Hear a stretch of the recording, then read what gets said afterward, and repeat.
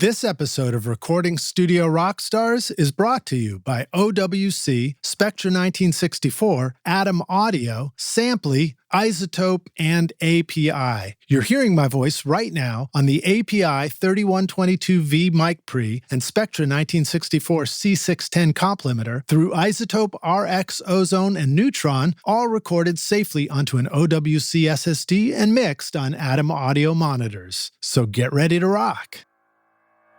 I get emails from people all the time saying, I never realized I've been doing it wrong all this time, or I wasn't doing it the right way, or, and I really don't think, once you start getting past the novice stage, I really don't think there is such a thing as right or wrong. I think that what it comes down to, that what you're talking about there is personal taste.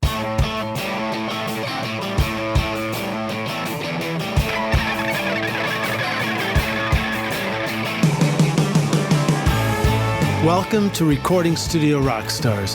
I'm Lid Shaw, and this is the podcast created to help you become a rock star of the recording studio.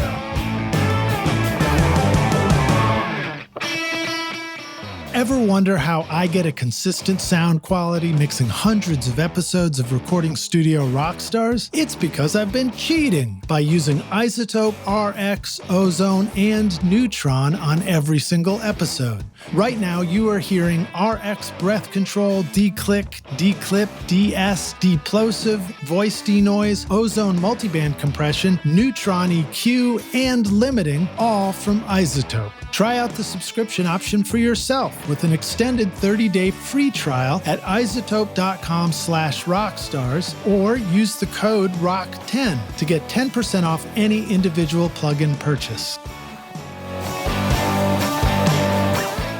In my studio, I chose the OWC Mini-Stack STX Thunderbolt 4 certified storage and expansion hub because it seamlessly connects to my Mac Mini M1 for my dedicated audio drives, sample libraries, and backup drives. It's the perfect size to stack with the Mac Mini and add storage and connectivity over Thunderbolt or USB. Whether you have the new or older Mac Mini, nothing stacks up in your studio quite like OWC. Find the new Mini-Stack STX and all your storage needs at macsales.com/rockstars.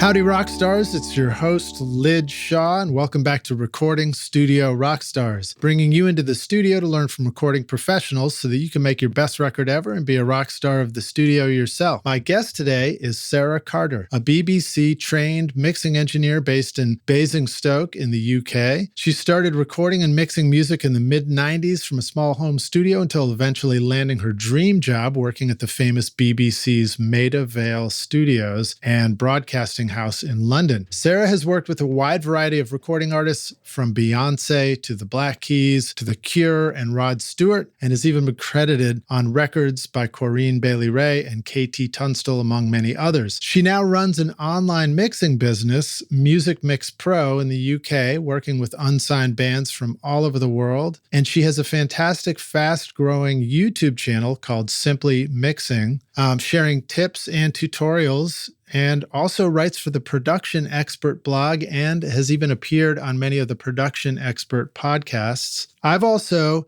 interviewed Sara previously on episode 204, where you can learn more about her backstory. And Sara has even been on the Working Class Audio podcast. And I will give a shout out to my brother from another podcast, Matt Boudreau, for making our original introduction. It was probably at NAMM or something like that, Sara, wasn't it? I've got no idea. He found me through Sylvia Massey, and then right on. And then you guys must have got chatting somewhere, and yeah. Well, I like hearing your voice break a little bit just there because the excitement is just so palpable of being on the show right now. Right? I know. I can't wait. So, Rockstars, you might even hear Sara's iconic voice on the intro to Matt's show, Working Class Audio. So please welcome back Sara Carter to Recording Studio Rockstars. Sara, are you ready to rock? I'm ready to rock. Welcome back to the show. It's been, I guess, a few years, maybe not that long. Yeah, it's been a while, whatever. Yeah. So it's due that we catch up. It is due indeed. And of course, we love hearing your lovely voice on the show. So thank you. It's nice to have you here. Tell us a little bit about your studio. I always like to start with that. Are you in your studio now? And if so, what are you surrounded by? Yeah, I'm in my studio now, and I'm surrounded by screens, PC monitors, lights, microphones, monitors, audio controllers, interface. Yeah. Coffee, and glasses, all sorts. And lights and stuff, because you're doing a lot of video production as well. I know. Yeah. It's, if you'd asked me this when we first spoke, this was not on the radar at all. Yeah. To be doing this stuff on YouTube. So yeah, the equipment around me has changed somewhat because of that. Well, you are famously adventurous with what you choose to do. As I recall, we talked about things like getting into music, working with the BBC, deciding that you wanted to brew beer. Yeah, that's right. Do I remember correctly remembering a motorcycle or a scooter in there as well? Yeah, that's it. Yeah, good memory. Yeah. Yes, yeah. So now here you are kind of tackling the YouTube world as well and sharing what you've learned as teaching, right? That's right. Yeah. I mean, I obviously loved and still do love mixing music. But what I discovered is that through that, my Music Mix Pro website, and then speaking to you and to Matt, and then doing things with the production expert, I was getting lots of kind of interest. People were starting to email me and ask me about advice for various bits and bobs to do with mixing and recording. And so I was just offering out information, and people seemed to really like what I was saying and very grateful for it. And I enjoyed giving that information. So I don't quite know how I decided to get into to try the YouTube thing. But I thought I'd give it a go. And I think I'd always been doing blogs for my website as a way of getting traffic and getting customers. But the teaching aspect of it didn't really come in until probably, I don't know, maybe a year and a half ago, something like that, where that's when I first started, I think, doing videos, maybe 2 years ago. But it's a little bit ironic because most of my family are teachers, and I'm a bit of the outlier, really. So they're like at a, well, I guess you guys don't have Thanksgiving dinner. What would be the equivalent? Christmas dinner. Christmas on dinner. Christmas Day, yeah. Sarah, when are you going to start your teaching? Yeah, no pressure. Yeah. It's funny, referring to the YouTube thing. So I think one of the questions that pops to mind for me is, here we are on a recording studio podcast, and we're talking to an audience, the rock stars who want to make records in their studios. And the YouTube thing is referred to almost as if like we should all do it.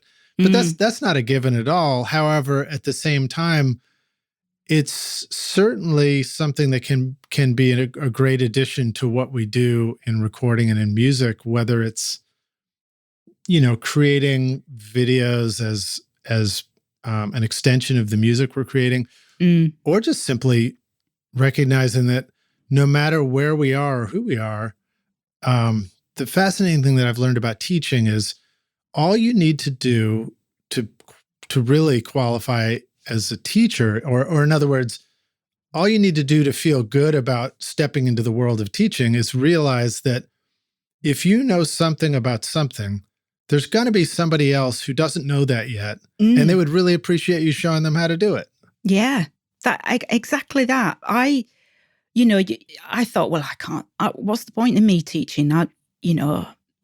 Everybody knows what I know, sort of thing, and that's just so not true. And I kept hearing, that so long as you are even just one step ahead, you've got something worth sharing with people, and they will be grateful for it, and you're going to help them. And that really appealed to me. So I thought I'd give it a go, and I've been blown away really by the response that I've had both in comments and with emails that people send me. Even now, I'm still aghast, as you could probably hear. I love it, aghast. That people actually listen to me and want to hear about the way I mix music. Me. Yeah. It's kind of, it's still a thrill. I think it always will be that I'm able to help people like that when I never thought I ever would.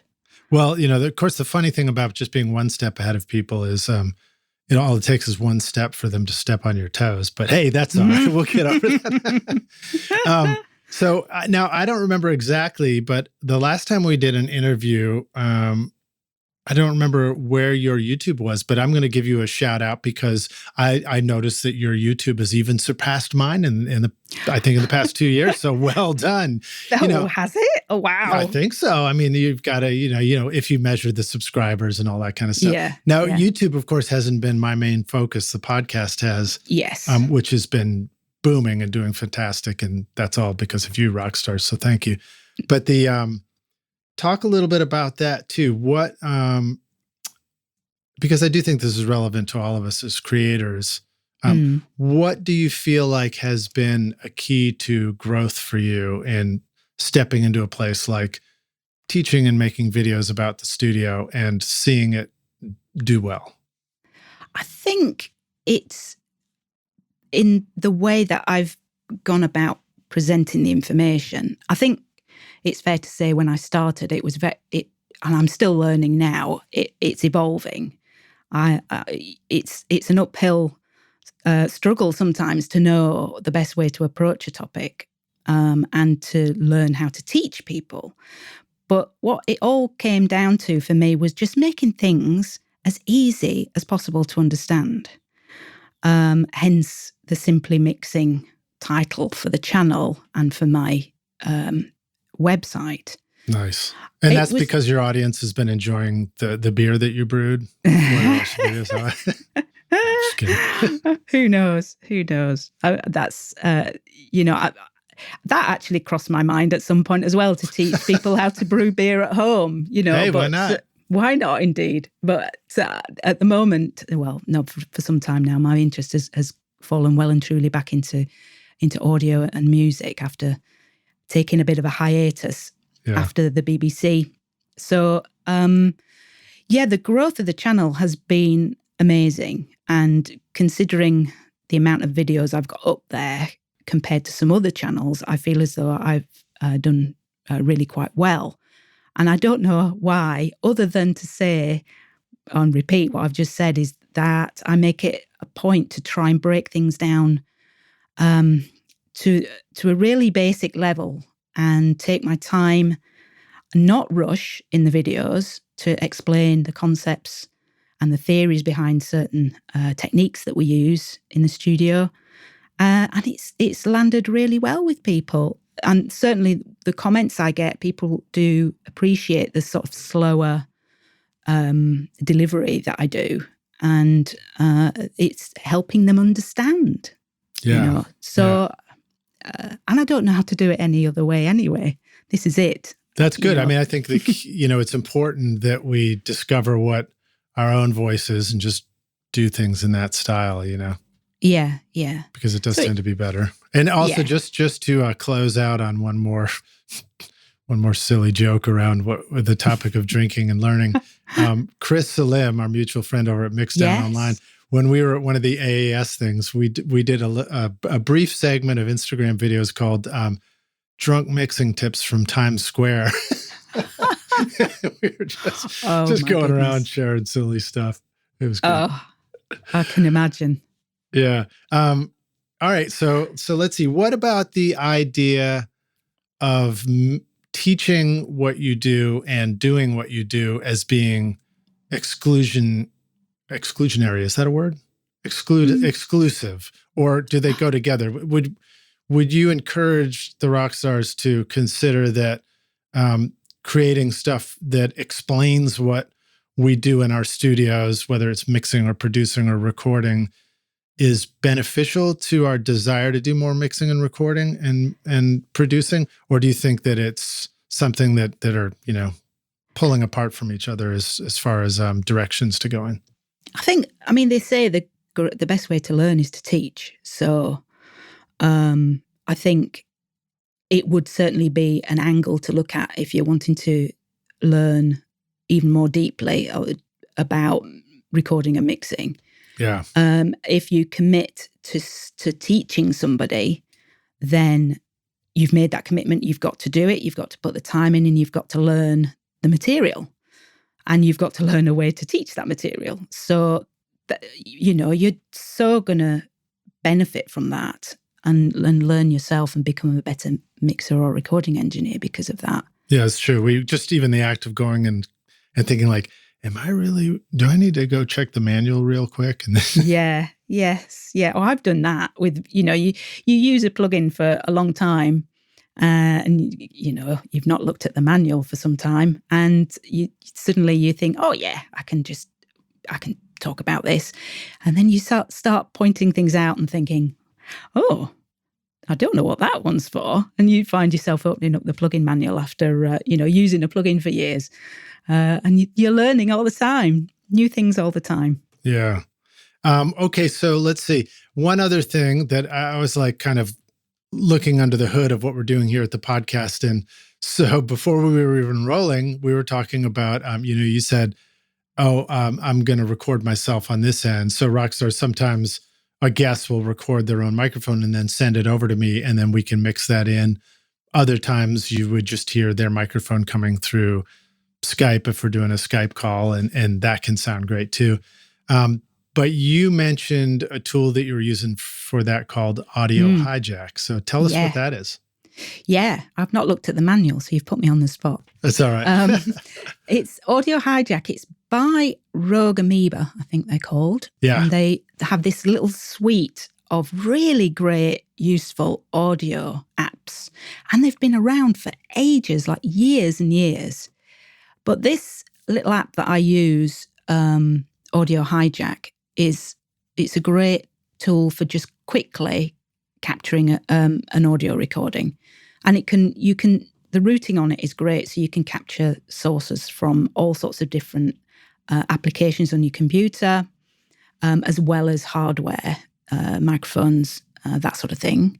Yeah. And it's really nice, easy to use. You can use plugins as well on it. There's no tracks as such. It's not a multi-track I could be wrong there. Maybe you can. It'll you can record set it mono up with or different stereo inputs. for sure, right?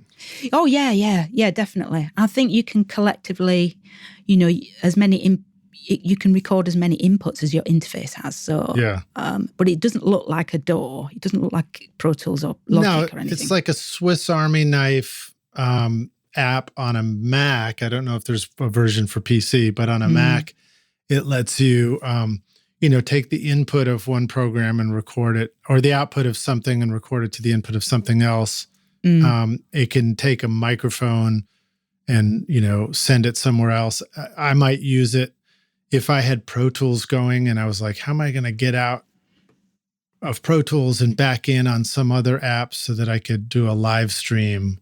Yeah. It could sort of help route the audio back. But what you were using it for, which was a nice discovery for me, is that you reminded me that it also just has the ability to record audio, just like it'll just record an audio file. So you can capture the sound from your mic while you're doing something, or you can do clever things like, I don't really know who does this, but like the idea that you could have an online radio show and you're like, oh, I really want to record when, Saturday night at 7 when this radio show streams my favorite music, you can set it up with a little scheduler to record.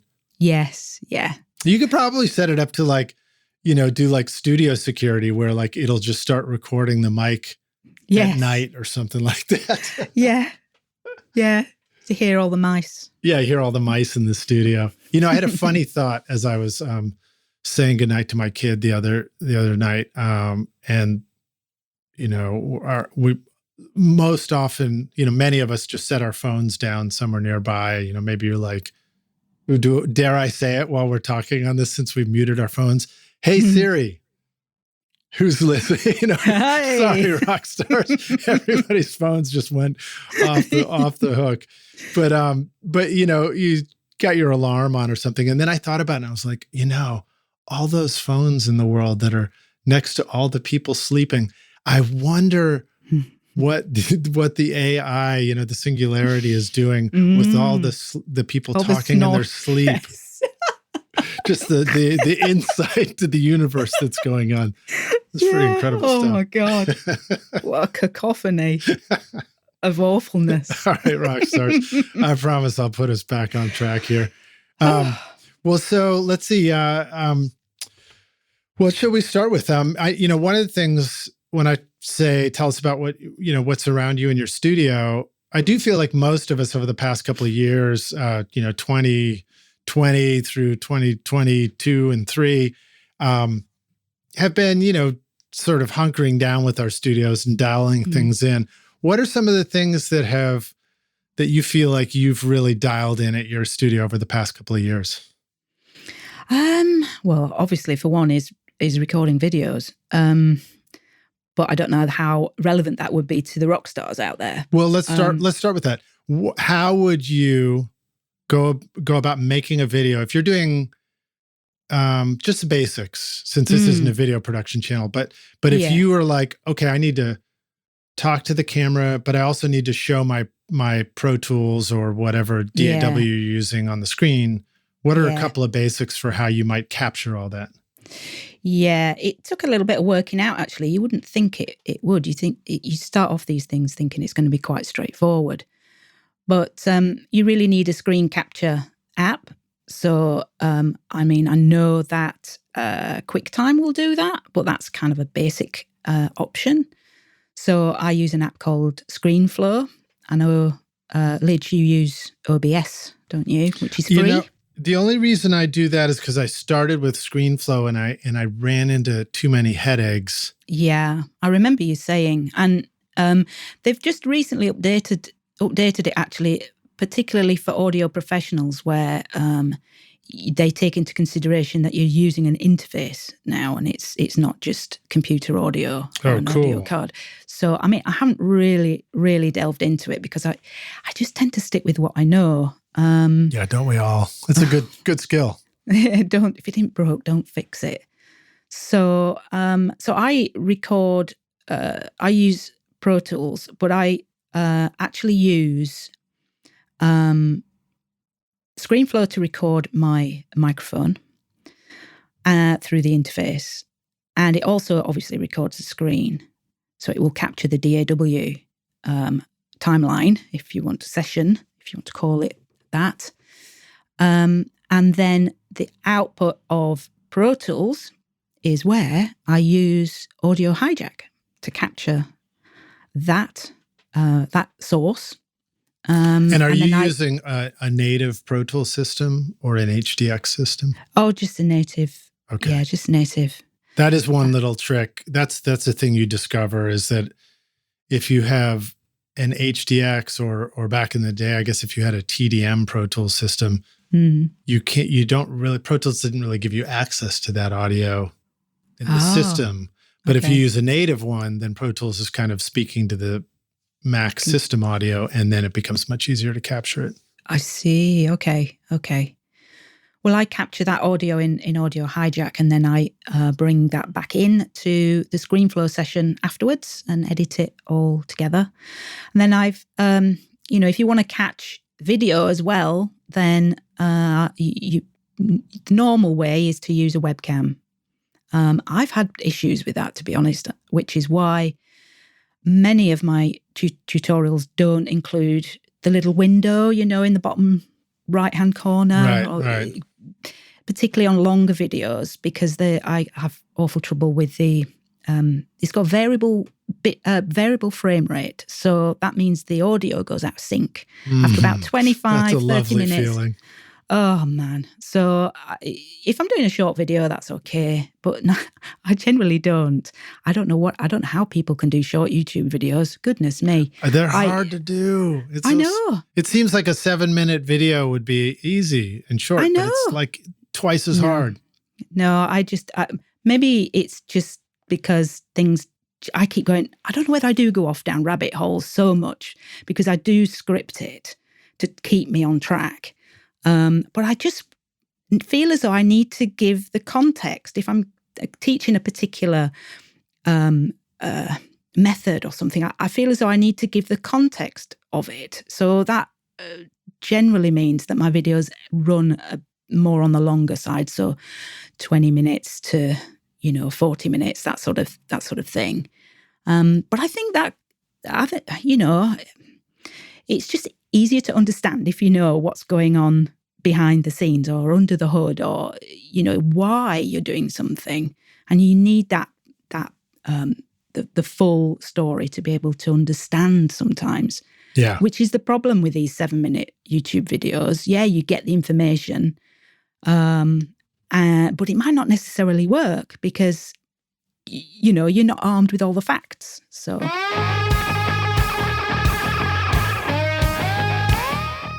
The Spectra 1964 C610 comp limiter brings fast, clean, quiet compression and limiting to your recordings and mixes. The C610 includes the famous Spectra 101 amplifier used in legendary studios like Stax, Ardent, and Record Plant. I love my C610s for drums, vocals, guitars, and especially bass, which helps me get the perfect low end in my mixes. And you can make your mixes rock at Spectra1964.com.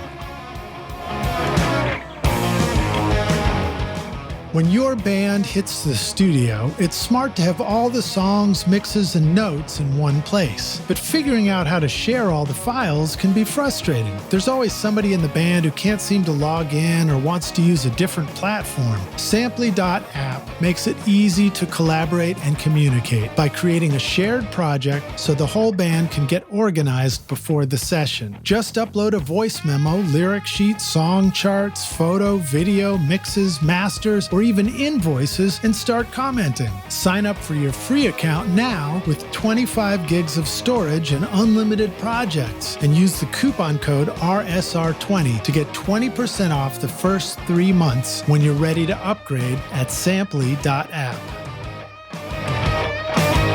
Yeah, well, there's a difference between like the short stuff, which is kind of like, has the quality of like scrolling through social media. You're not really you're just trying to be distracted for a minute, versus the long form video tutorials that really show you how to do something and dig in. If you're in the, and that's the beauty of it. It's like there's different people with different needs in that moment. I mean, somebody's listening to this now wishing I'd hurry up on the podcast, and somebody else is like, I'm glad you guys are just chatting while I'm on this long drive, Yeah, that's right. That's right. Well, okay, very cool. So then, again, that idea that if you're going to create videos from your studio, if it's going to be a how-to video of some sort. Now, Rockstars, I would encourage you. This could be for the purpose of teaching somebody else.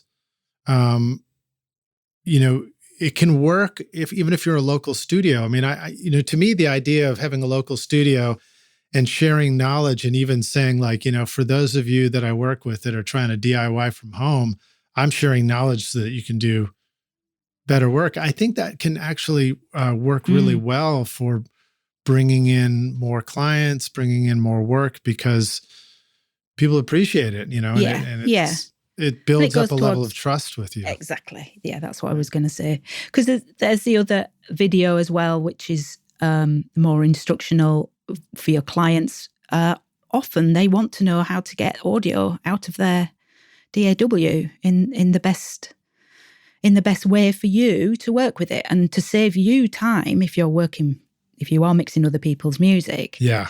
To save you time trying to work out the mess that it is that they've done their best with and sent you, you could just quickly record a video and explain and go through step by step how to take audio out of Pro Tools, out of Logic, out of Reaper, whatever.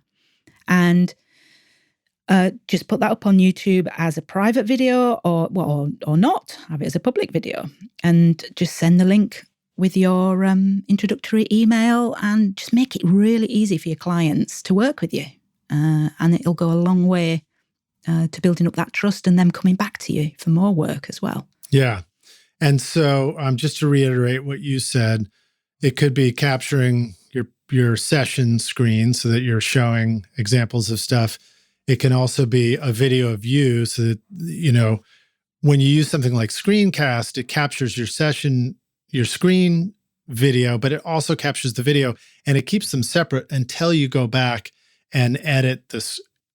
I said Screencast, I meant ScreenFlow, but it lets you then mix that and edit it where you could put text as an explainer. You can, cut to the video of you, go to the video of the screen, or you could put your video in a small corner of the screen. And I like hearing you talk about how like sometimes you just blow that off and just have the screen share without a video of yourself. Because it's funny how we get stuck on little details like that if we ever go create a video, Yes. Yeah, that's it. I didn't want it to stop me making videos. It's like I said earlier, I'm still learning myself about the best way to deliver this information in a way that is easy to understand. But also it has to be easy for me to sit down and make the video in order for me to do that, to feel like I want to do it.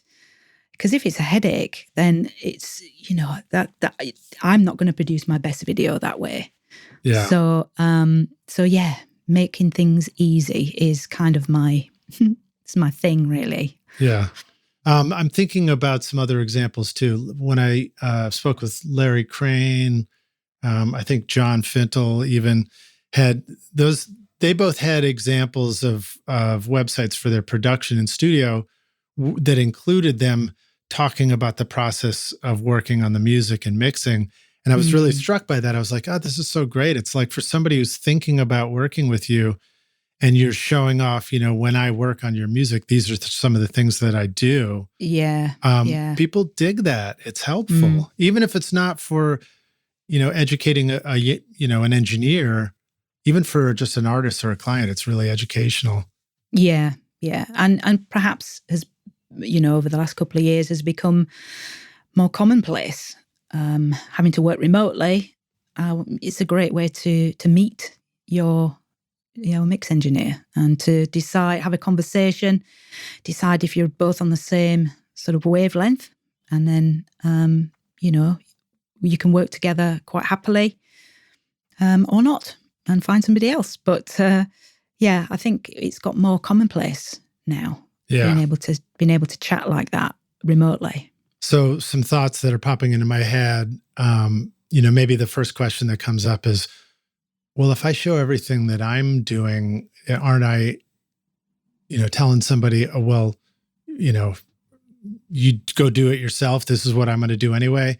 And one of the thoughts I had about that was, okay, so let's say, for example, you'd really like to work with somebody who's demoing out a new song, but you want them to bring the song to you to take it to the next level in the studio, do production, do mixing. You can show them what you're going to do, but you could also show them some great tips for demoing out their song, like the things that they're going to be doing. Show them some great ideas for like, here's how to, loop things. Here's how to put things on a click. Here's how to make the timing right. Yeah. Yeah. All to make the tracks come to you in a better state. Right. You're talking about like preparing everything for the mix stage. And I know you've got a video up. Let's see. I can't find it. But I know you've got one that does exactly that. It's like how to get all your tracks ready for a mix. Yeah, that's it. Yeah. Yeah. It's one I did quite a while ago now, which I think that stemmed from a blog post that I did on the Music Mix Pro website. But yeah, just simple guidelines to help people get their tracks in a good place so that the mix engineer stands a better chance of making it sound awesome, really. And, if the mix engineer can work faster, that may mean that you'll get the job done cheaper. But also it goes to, of course, it's different for different people, but if you can work faster as a mix engineer, you can call on your instinct easier, I find. You can go with, I always refer to it as a gut instinct, to, follow your gut. But if you work faster, then you can oftentimes take advantage of that instinct, which is fairly fleeting. It does go once you've been mixing a song for, several hours and then some. So, but yeah, I think it's a great idea to be able to do that. I'm mixing a project right now where I really wish the engineer had cleaned up all the tracks beforehand, done all the crossfades and everything. The only problem is the engineer was me. So that becomes a little bit of the same thing, but it's like, how do I separate my times for that? And then also, even if you are doing your own projects, how do you, and you're doing it for a client, for example, how do you integrate that in so that they understand that you have to do this preparation work before going into the mix? And don't just assume they're like, well, why was there extra time on that? Or something. No, communication is a great thing, and it's to me it's a really important part of the whole service that you're providing. And I have a document that I send out really with instructions on how to prepare your tracks, what's acceptable, what's not, what formats I accept. Even got the links on there to YouTube videos of how to get your songs, your music out of your DAW. Make it as easy as possible. That's great. That's the idea. And, Rockstars, I would encourage you to think about it like this too. If you find yourself wondering if my clients aren't going to be able to figure this stuff out, that sounds like a pain. Think about it like this. If they are seeing a video of you doing what you're going to have to do when they deliver it to you, it will help them better understand the effort that you're going to put into it. I remember there was some psychology study done where there was two different groups. There was one group where they hired a plumber and the plumber did the stuff and then came back afterwards and they didn't see the plumber doing anything. And then they issued the bill and then the people were like, man, this is expensive or something. And then there was the other group where they were there and could see the plumber breaking a sweat and working on the stuff. And when they saw that happening, they were far more inclined to just be like, oh man, that's great. Thanks so much. Yeah, no problem. Yeah. I can't believe you're so cheap. Yes. Yeah. It's perception of value, isn't it? I think. Yeah. So that could be a good way to think about this stuff. So, all right, well, there you go. So lots of thoughts about making videos, Rockstars, whether you plan to or not. Now, Sara, you have, so by the time this comes out, you will have released a pretty awesome new course on recording where you've created a ton of videos over at Pro Mix Academy. Yeah, that's right. Over at the Pro Mix Academy, I've got 3 courses that help beginners, basically. If you're new to mixing and you want a little bit of deeper training than what you'll find on YouTube, then there are 3 courses. One's about EQ, one is about compression, and the other is about reverb and delay. So the 3 videos are available as a bundle or separately. And I took the time to make these videos. They're really comprehensive. Someone told me they're like 20 hours for the full set of tutorials. Wow. So, yeah, like I said before, it's difficult for me to make short videos. But I wanted it to be really comprehensive and sort of the one-stop shop for beginners to get the right sort of start when learning to mix. So that's out and available on the Pro Mix Academy website. It's called Tell us Mixing what Essentials. Oh, thanks. Yeah. So what is Pro Mix Academy, in case the Rockstars aren't familiar with it? Yeah, it's a great website that has got tutorials, all different sorts of mixing, mastering tutorials. It's set up by Warren Hewitt of Produce Like a Pro. And he has got some great friends in the industry and has put together some excellent courses from some really big names. So you can, depending on what your fancy is, whether you'd like to sit and look over the shoulder of mixers like Nick Launay or Daryl Thorpe, for example. You can just sit and as if you're in the room with them as they go through a recording and mixing session. Or there's more kind of hands-on tutorials like my own from all sorts of different people, other YouTubers, other producers. So it's a really great resource to find very reasonably priced mixing tutorials. Yeah. Well, it's fun to really dive in deep and learn this stuff. I mean, I'm looking right now, I see Steve Genowake's got one about mixing in Atmos. You've got mixing essentially EQ, compression, delay. And then Matt McQueen is up there. And I even saw Manny Nieto, who's one of the first people I ever interviewed. So very cool. And F. Reed Shippen. Yes, my classmate. Yes. Good stuff. Well, tell us a little bit about some of the your takeaways from teaching your course over there. What were some particular bits that you were excited about discovering, learning, and teaching yourself? I think it was from the feedback I've had so far. For me, it was, I thought it was wonderful that people were able to hear compression. Once I'd gone through the tutorials and explained how to actually use the controls, what order to use them, how to hear the changes in the audio signal once you start applying playing with the attack and the release controls. And I had some wonderful feedback from people who really appreciated that set of instructional videos. So that was amazing for me because, many people say that compression is the last thing that you kind of fully understand when you're learning this stuff. So that's certainly true in my case. So to be able to know that I've been able to help people through the way I learned and how I understood it when I was learning what to listen to, that was absolutely wonderful. So that's something that I will carry on and take forward in my next sort of iteration of courses to be able to present things in that way.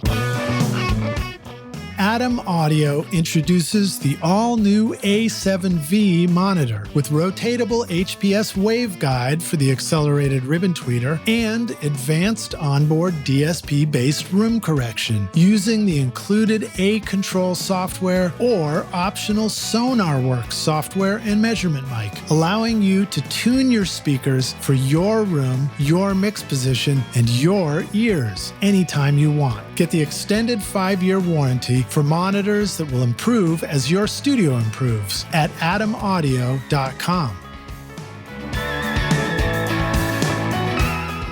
If you're ready to upgrade your studio to the famous sound of API's large format consoles, then you're ready for the Box, a small format console featuring the same analog circuitry and original 2520 op-amp design that made API famous for more than 50 years. Record through 8 world-class mic pre-channels, mix through 24 smooth as glass faders, and upgrade your home studio to legendary status. API now offers a virtual console experience, allowing you to get a personalized online demo of the Box at apiaudio.com.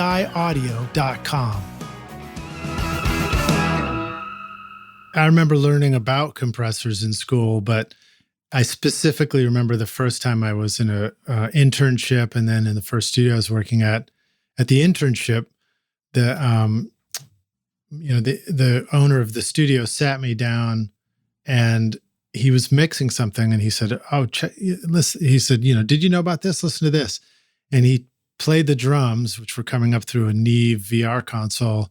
Yeah. And then he said, and listen, this is what happens when you have the drum sent to a parallel compressor and then you bring that in on another pair of faders. And so exciting. He turned that on and I was like, holy shit, man, that sounds amazing. Yeah. I had no idea, like that idea of blending it in separately. Yeah. Yeah. And then the next studio I was at, the drums just sounded so exciting coming out of the speakers. I was like, how come they sound like that? And again, it was like, well, we're, taking the room mics and compressing them in this way. Yeah. I love all that. Drums are my absolute favorite thing to mix. I think I'm a frustrated drummer, really. I'd love to be able to play them, but never got around to it. But being able to mix them, I just love mixing them. And all the things you describe about using parallel compression and crushing the rooms and that excitement and the pumping energy that you can get. That's the sound of rock and roll. It's great, really great. Do you ever get into drum samples and triggers and stuff like that? Only if I have to. I'm saying that often. Yes, I do, because with sort of bands that I work with, they're self-recording. So they're not in the best of rooms sometimes. So they need a little bit of help. And so I will use snare and kick. And on occasion, I will use toms as well. But less so. But that's really a great way to get that sound that everyone expects drums to sound like these days. And also the great thing about using a snare sample is that you can use that to feed your reverb, so that you don't get all that kind of washy cymbal spill spilling all into your reverb and it going on and on and on and making your drums sound like a bit of a mess. So there are advantages to using samples, and you don't think that it's cheating or anything like that, because everybody does it. Yeah. Unless you record, you're doing something like a jazz recording or something that's more natural, should we say? But, and then only if you're Miles Davis can you get away with it. Yeah, yeah.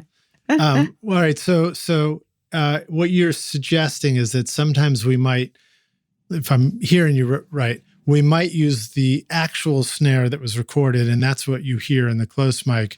But the triggered snare, the sampled snare, might be behind that and feeding the reverb, so that you get like a consistency of the space around the snare drum, but you're getting the realism of what you hear in the detail. Yes, yeah. And the two are blended together as necessary, as needed. The real live snare along with the sample. So it depends what you feel is missing from the live snare. To be honest. Yeah. If you feel it's a bit dull and thuddy, then you might need a bit more snap or, crack, high end, or snares, the wires. So you go look for a sample that can fill that in for you. Have you ever found a clever way to remind yourself in the moment of what's missing from drums? Sometimes I find myself being lulled into the sound of the tracks that I've got and forget to realize that like, oh wait, it could sound much bigger than this. Yeah. Well, I use reference tracks a lot. I'm a big fan of them. Reference tracks and then the rough mix. I know a lot of people don't like to use reference tracks because they feel that they might stifle creativity, and that's fair enough. But I don't. I feel as though they boost my creativity. I think it depends what sort of how your brain works, really. I get ideas from reference tracks. Yeah. And so reference tracks keep me on track, and that's how I can judge whether I need to add or take away something from What's one of your favorite ways to use a reference track when you're mixing? Are there some methods for doing that? Do you just switch over to another input and listen to something else on the speakers, or do you use like some other way within the session? Yeah, I got a plugin, a favorite plugin. There are a few plugins that do it now, but the one I use is the one from Plugin Alliance, which is the Metric AB. And it's just so easy. Just sits, it's the last plugin, or near enough the last plugin in your session, and there's a big button, A and B. We like big buttons. Big button, simple. A is your mix, B is the reference mix, and you can sync them up if you needed to, which is really good for rough mixes, because that's where I put the rough mixes in there as well. When you say sync them up, you mean like make sure that the downbeat of the verse is the same, identical on both? Yeah. So when you flick between the two, you're listening to the same point in the song. Right, because that can throw you off a little bit if you're hearing a totally different part of the song. Yeah. Let's put it this way: our brains are easily confused when it comes to audio. Yes, yeah, definitely. So that's what I use, but there's a much simpler way. You don't have to buy a plugin. You can just pull it into another track in your DAW and flick between them. On Pro Tools, you've got the input button that you can just flick on and off, and you can, when it's on in the green state, then you're listening to your mix, but when you switch it off, then you're listening to what's on the track underneath it. Yeah, that makes sense. Yeah, let's clarify that, make sure the rock stars understand that. So to work that way, you would take all of your audio in your mix and you would have a print track in your session. So you'd be, with a bus, you'd be sending all the audio to a stereo track in your session. And then that track would be in record if you're about to print the mix, but while you're working, it might just be an input.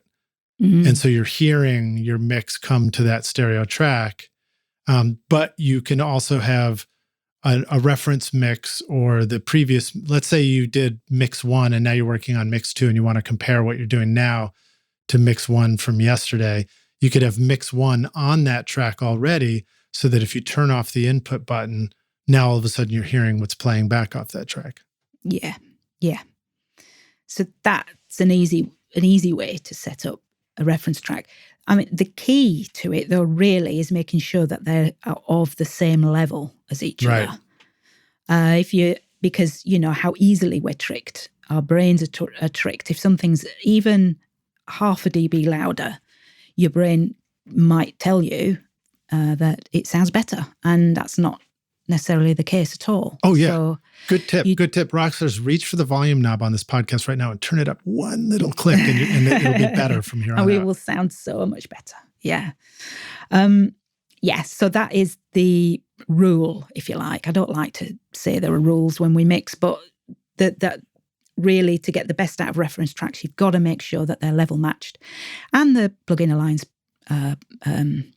plugin will do that for you. So that's another reason why it's so much easier.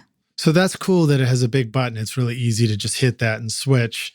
I use another one called Reference from Mastering the Mix from Tom. Yeah. And that one's great. And you know, the ease of when these are easy to use, that's what's awesome about it. One thing that is beneficial about setting up a print track in Pro Tools is if you're anywhere else in the session, you know, you're deep in some other track or you're in some other EQ plugin in that moment, you still have access to the quick key, the Command K. Am I remembering that right? Or is it Command K or Option K? It's one of the two. I don't use it, I don't think. Is that to switch between the input? Between input and playback. And so you get an instant comparison, even if you're not over at the master fader. Whereas with the plugins, you may have to have the plugin on top of the screen and then click on the plugin to do it. Yeah. Unless one of these plugins gives you like a MIDI input control where you can hit a MIDI button and switch. Oh, maybe. Cool. Yeah, that would be. I haven't looked into that because I've got a separate screen. I've got two screens, so I just pull it off onto the second screen. But it does collapse the interface. The user interface will collapse down to a smaller blob, so you can just have it up off to one side, so it's not quite as intrusive. Speaking of intrusive, you may hear the dogs barking. I thought I heard something now. Yeah, I set up my podcast. Full reveal, Rockstars. I set up a dedicated podcast studio, but it's in my office in my house, not down in the studio itself. So sound isolation sounds good in here, but isolation's not perfect. No. It's all right. Real world. We're hanging out. Yeah. No, I've given my family strict instructions to stay quiet for the next 2 hours as well. So. There you go. Yeah. Well, my dog's behaving. Daisy's behaving herself. It's the neighbor's dogs. Yeah. So I'll add one last thought to the mix reference, which is if you have an external volume knob, for example, for your setup, mine, I use the Dangerous Audio Monitor ST. And so you have like 4 different inputs. So one thing I can do is I can take my Pro Tools mix and go out through 1 and 2, and that's the regular listen to Pro Tools, turn the volume up kind of mix. Yeah. And then I could also take output of Pro Tools on 3 and 4 and go into input 2 on that volume knob. And then I can just set up those reference tracks to only go out 3 and 4. So then you can kind of do your level match, and then you can just hit a button at the volume knob. So that's another way you could kind of rig that up. I guess you can. One thing I haven't figured out, because I haven't got any kind of fancy monitor system really here, but it would be really nice to get Spotify or Apple Music in to the DAW somehow to be able to reference that way. Oh, interesting. Yeah. But I got an idea for you. Yeah. Yeah. So audio movers. Oh, yeah. So set up your Spotify or whatever your streaming is, have that go to your audio hijack and have that feed the audio movers listen to, or what is it? They got to send one and a receive one. And a receive, So you could send that and then bring the receive in on a track in Pro Tools. Oh. So you could totally do that. Yeah. And then and the reason why you bring that up is because sure, we can switch over to a different app, but and find some other way to listen to it, but it can be harder to level match. You don't get that instant, switch, flick switch. You've got to faff about and find, pull up the web browser, and it's not instant enough. And I need it to be as close as possible with no pause in order for me to really hear a difference, particularly if we're talking about half dB differences.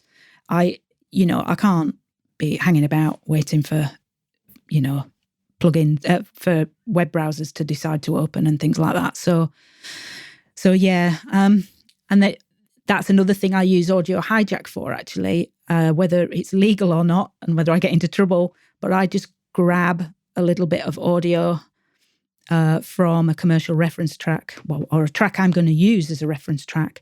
I'll just grab it from either Spotify or from Apple Music, just a section of it, to pull it into that Plugin Alliance reference plugin, so that I can use that, level match it inside that plugin, so I don't have to faff about with web browsers. That's how I've got round it anyway. Yeah, that's clever. Well, I would think that any music service would be glad that we'd be trying to make music sound better, because it's going back to that music service when we're done.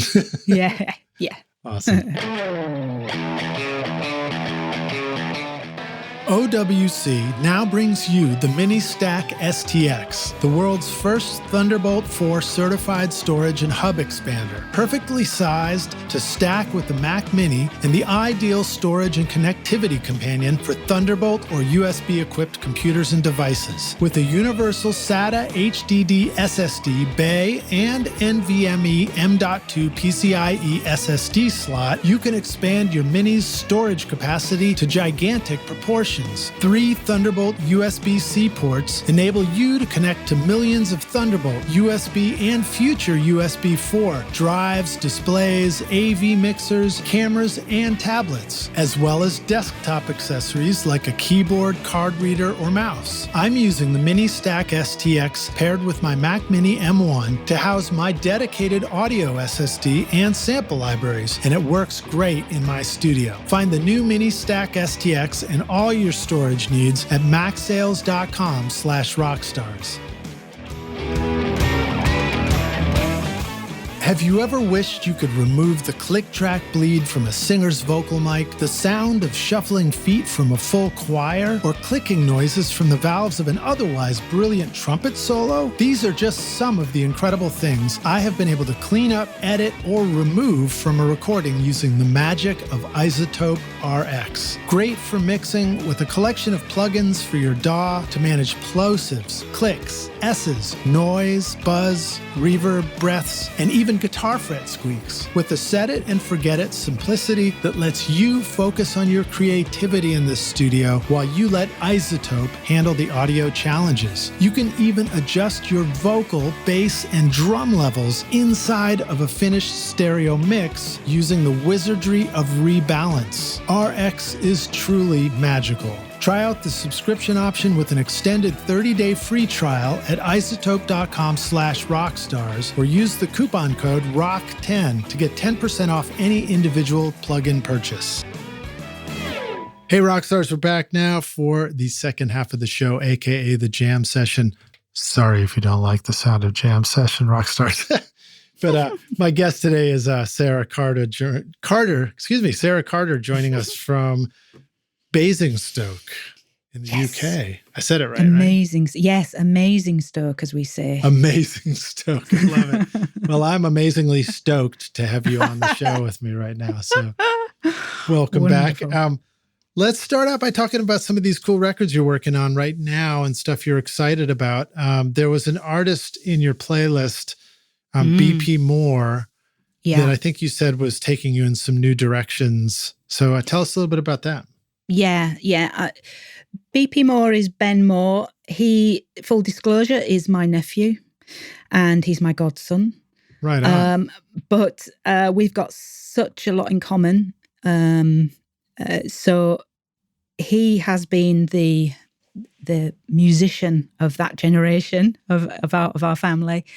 And I guess was the musician in my generation.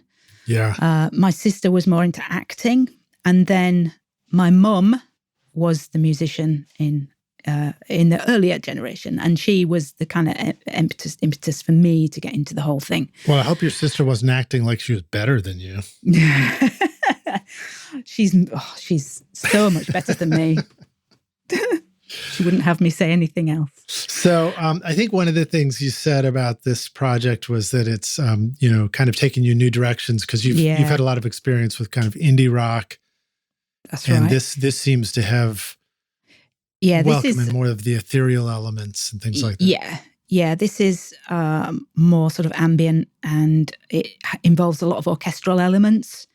It's actually referred to as modern classical music, which until I started mixing Ben's music, it was a new one on me. And when I heard it, I instantly thought, oh, well, this is like cinematic music. This is what you hear in films.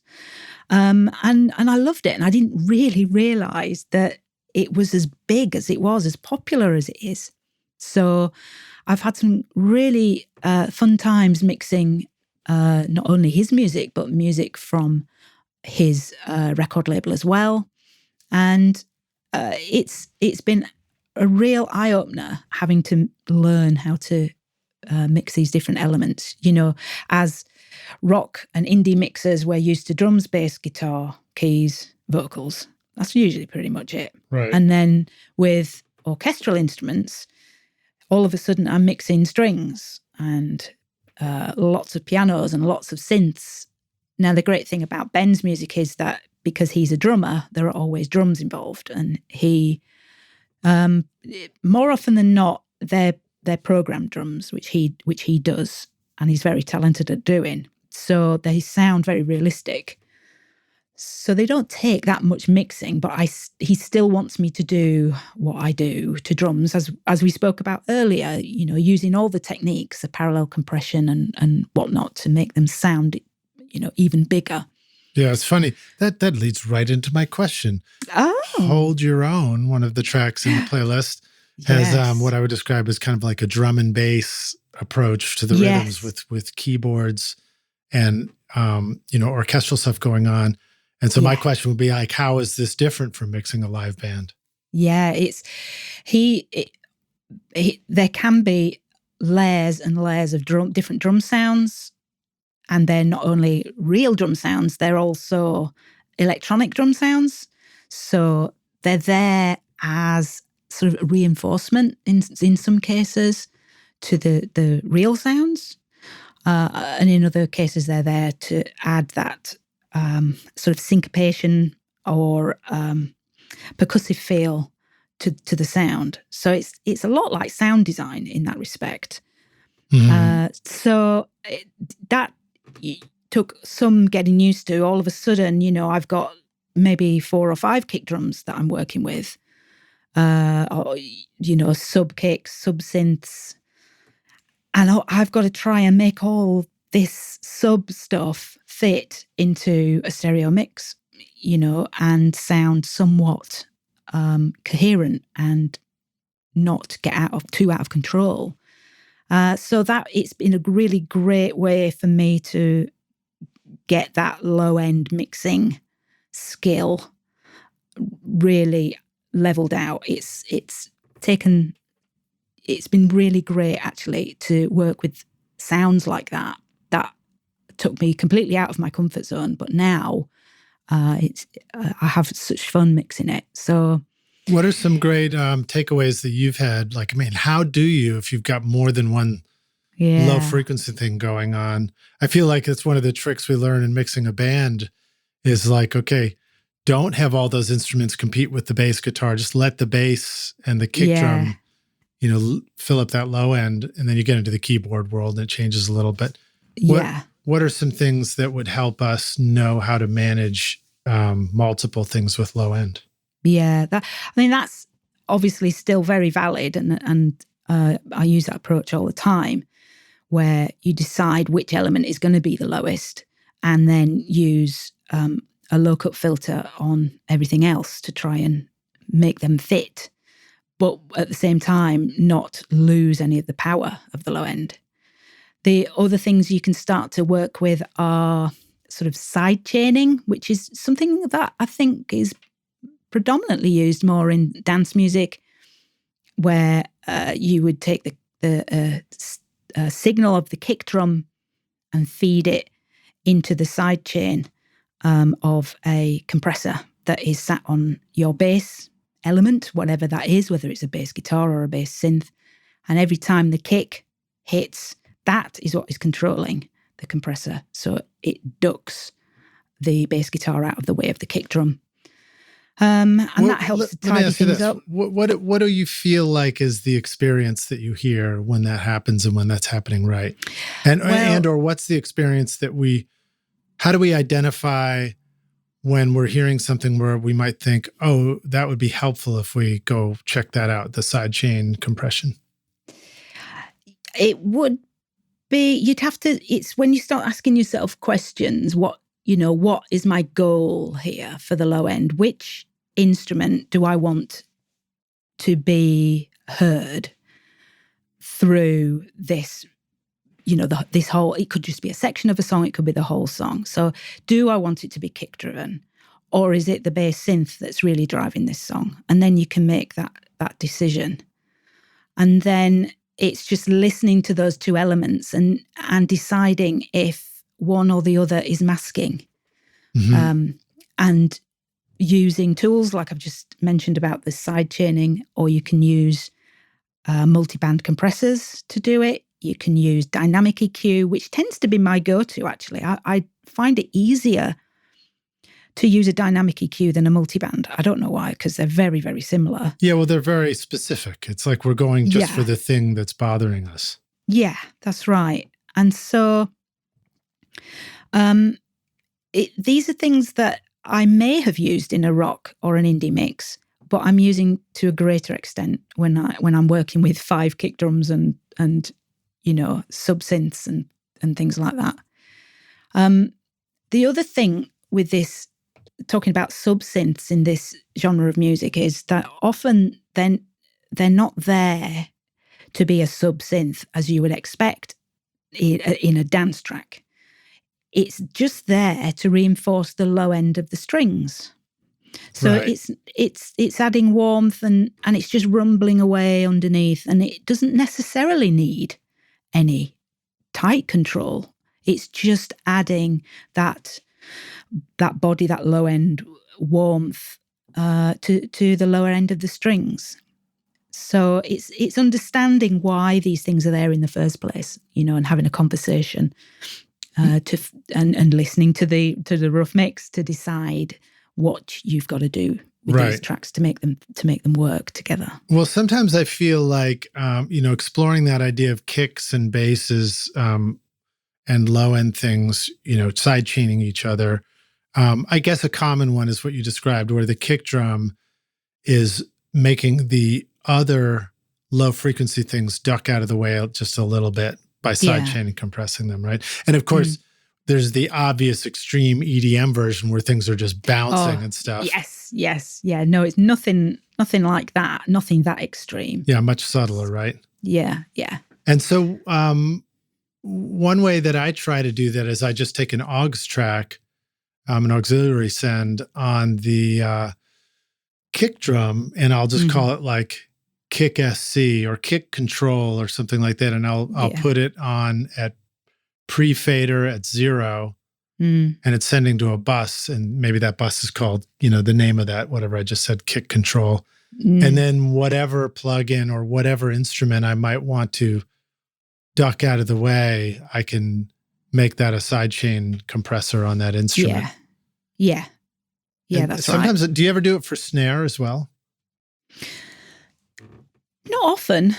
No, I'm aware of that, but I haven't. It's not one technique that I've really used. Yeah. Do you do it often? Well, no, I don't do it often, but I've experimented with, having a kick control bus and a snare control bus. And then while I'm mixing any instrument that I think, oh, maybe I could, make the snare or the kick speak a little bit by having this guy get out of the way a little. I'll do that. But inevitably I've also gone too far. And then later I'm like, good God, why does this thing sound so squishy, And then you go back and start undoing it. But it's fun to explore those things.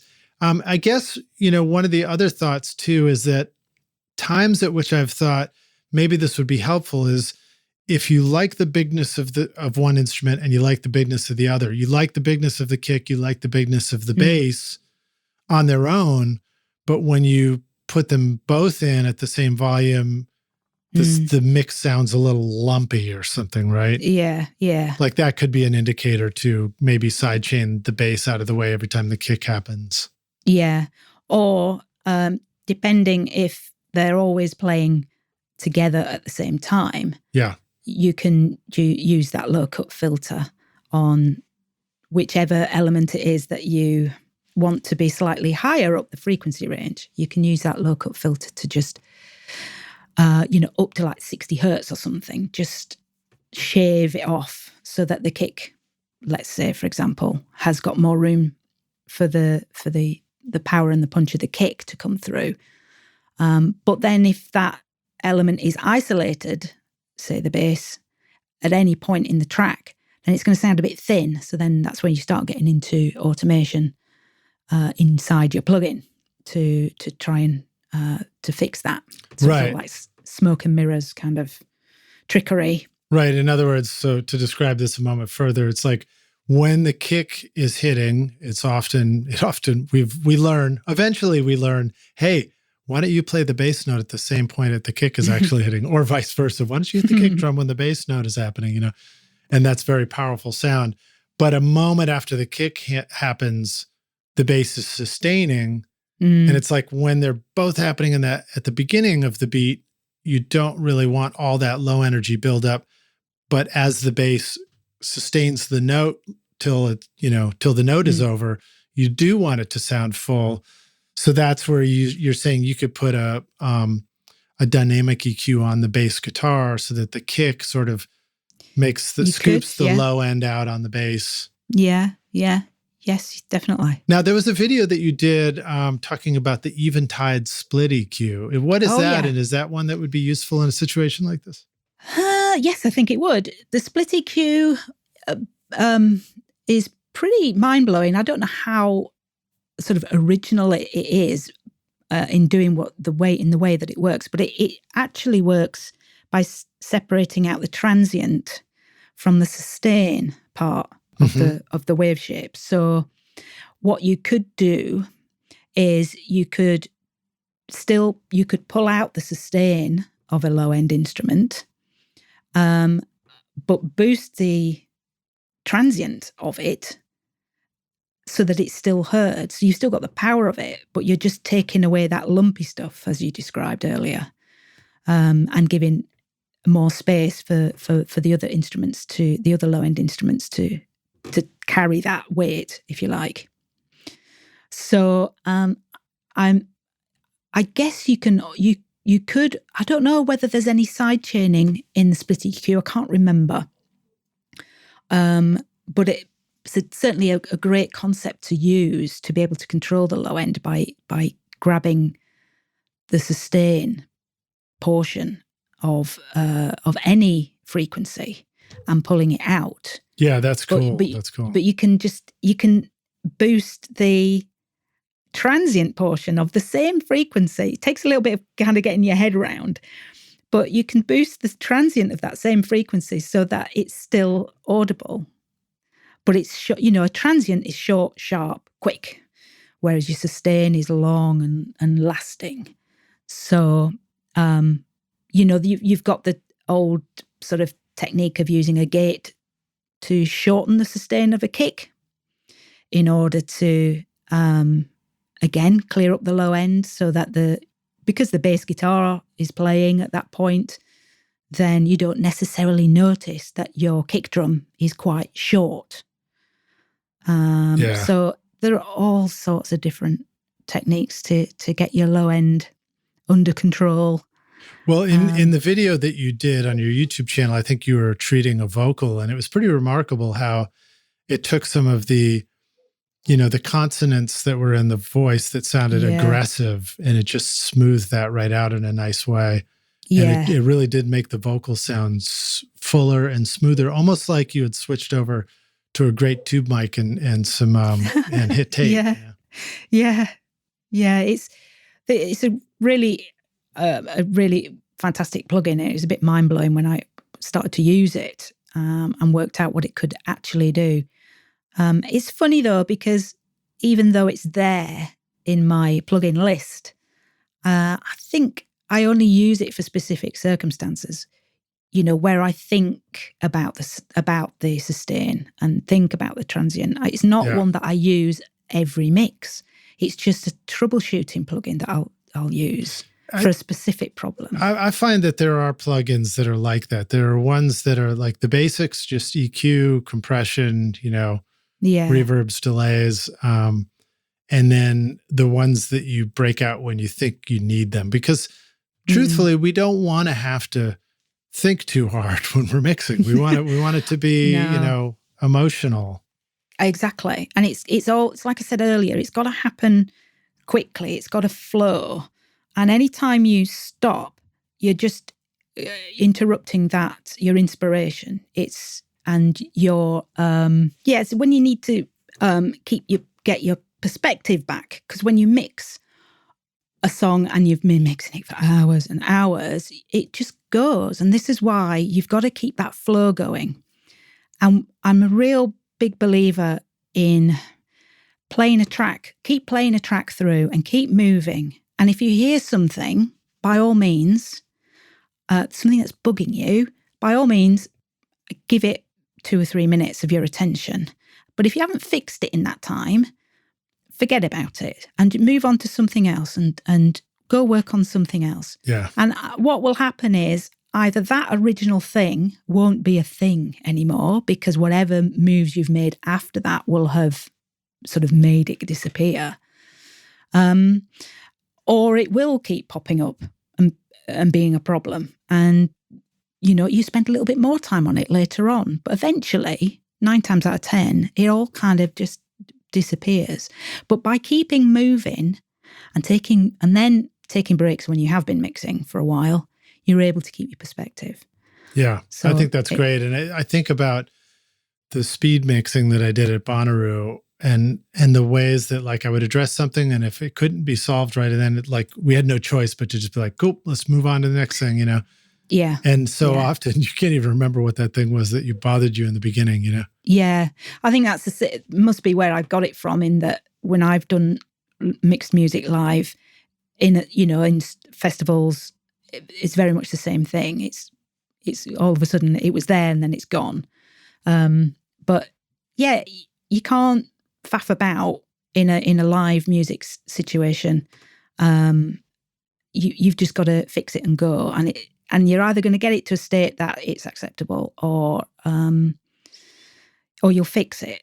You're not. Yeah. You can't just leave something like that going on and on. So here's another plugin that could be worth checking out, Rockstars, from Boz Digital Labs. Transgressor 2 is one that gives you equalization of the transient portion of a sound and equalization of the sustained portion of a sound too.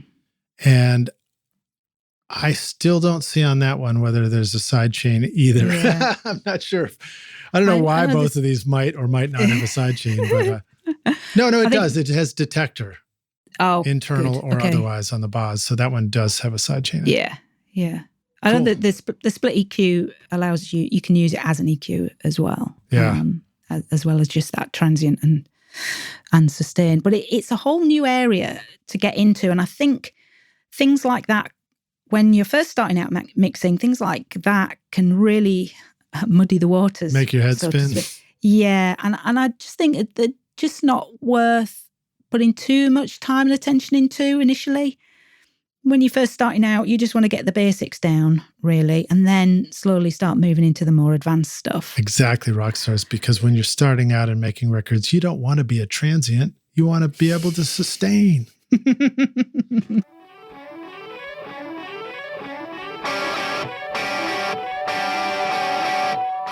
So you just finished an awesome mix and sent it off to the band, but the singer texts you with lyric changes, the drummer emails you wanting a different fill, and the bass player DMs you about a wrong note in the chorus. But which mix version were they talking about anyway? Don't you wish there was an easier way? Samply.app comes to the rescue as your ultimate mix assistant, streaming full resolution audio so your clients can easily listen and send notes from their mobile phone on the road or the computer back at the studio. All mix comments are time-stamped directly onto the correct mix version with no confusion, and you also get A/B listening capability with synchronized playback and level matching for easy mix comparison, all inside Samply. It's file sharing that was built specifically for music, and it all works inside your browser with no downloads required. Sign up now for your free account with 25 gigs of storage and unlimited projects, and use the coupon code RSR20 to get 20% off the first 3 months when you're ready to upgrade at samply.app. 50 years ago, William G. Dilley introduced the world to his revolutionary new dynamics processor, the Model 610 Complementer. A truly unique device, the Model 610 was not only the fastest, cleanest, and quietest of its type, but was also capable of providing completely separate peak limiting and compression functions. Today, Spectra 1964 introduces the Model C610 Complementer, described as the most versatile piece of audio gear you can buy. Great for adding control and power to everything from vocals, guitars, and bass to mixing and even mastering, the C610 gives you the same massive sound that rocked legendary studios like Stax, Ardent, Advision, A&M, and Record Plant. It even has enough gain to function as a mic preamp. I'm using the C610 on every record I make at the Toy Box Studio, and you should too. You'll love it. Go to Spectra1964.com or call 801-797-0642. All right, so let's see. Let's talk about a couple of other things that were on your channel. One of them was... you talked about gain staging, for example, which I've heard people ask that question. Yeah. And oftentimes I wasn't sure how to answer that. I kind of had a gut sense of what it meant, but I wasn't sure if people were wondering, thinking about it in a different context. But you did a great job of describing it. Do you want to talk about that topic for just a minute? Yeah, sure. First of all, it's a topic that I think gets more attention than it should, because it is really, really quite simple. And it doesn't deserve to be worried about. But people, particularly beginners, do. So I wanted to try and simplify it, because that's what I do. So I took the time to make a video where I showed what I what I do when I mix. And the only thing I gain stage using a meter is the kick drum and the bass guitar. And I found that when I get both of those elements at a certain point on a VU meter, that when I build the mix around them, everything seems to work out fine at the mix bus. Now, granted, I do have a limiter on my mix bus, so I will always catch peaks with that anyway, but it's never been driven terribly hard. It's only ever catching the odd peak. Mm-hmm. And I've got my mix bus processing as well, a compressor, although lately I've come away from that, particularly with BP Moore's music. But in that video, I just give you one or two areas to look at to set your kick, set your bass, and then you just carry on as normal, and the mix should come together in a great position at your mix bus for a mastering engineer to work with. That's cool. Maybe we should explain the problem a little bit. What does it look or feel or sound like when your mix bus isn't coming together properly and your gain staging is screwed up? The telltale sign really is, first thing you would notice is you start to see the red light on your master fader. You start to see things clipping. And that's the red light. And then you can hear it. It sounds like distortion. Yeah. And the problem is that digital distortion or digital clipping, anything over 0 dBFS, just clips in a bad way. It sounds bad. And it's not like analog clipping, which can sound and does sound rather nice at times, and it can give you a brilliant sort of saturation effect, and it helps transient material, and so digital clipping on the other hand is not nice. So you need to make sure that you're not clipping the converters on your interface. Right. And the reason this happens is because when we're building songs out of multi-tracks, we got a whole bunch of sounds that are all adding up, kind of like the sound of that dog barking outside my window. Yeah. You're going to love this. The dog's name is Doobie. Like the brothers. Yeah, like the brothers, like the thing that you enjoy. And I like to go out there and say, Dewey, do be quiet. But anyway, so all the tracks are adding up, and because you're trying to blend all these things together, your output is just getting louder and louder at the mix bus. And it was really frustrating when you mix on an analog console and you're like working so hard at all these sounds, and you start adding it all up and you get to what felt like you were nearing the end of your mix, and now you're like, oh God, it all sounds terrible, and it's all just squashing in the console and everything. And now in mixing in the DAW is, it's like it's all slamming the output. Yeah, yeah. And then there's that hidden sort of danger as well with inside your plugins, and when they're closed, particularly analog emulation plugins of channel strips or tape machines or anything like that. Yeah, you can start to get a similar effect there.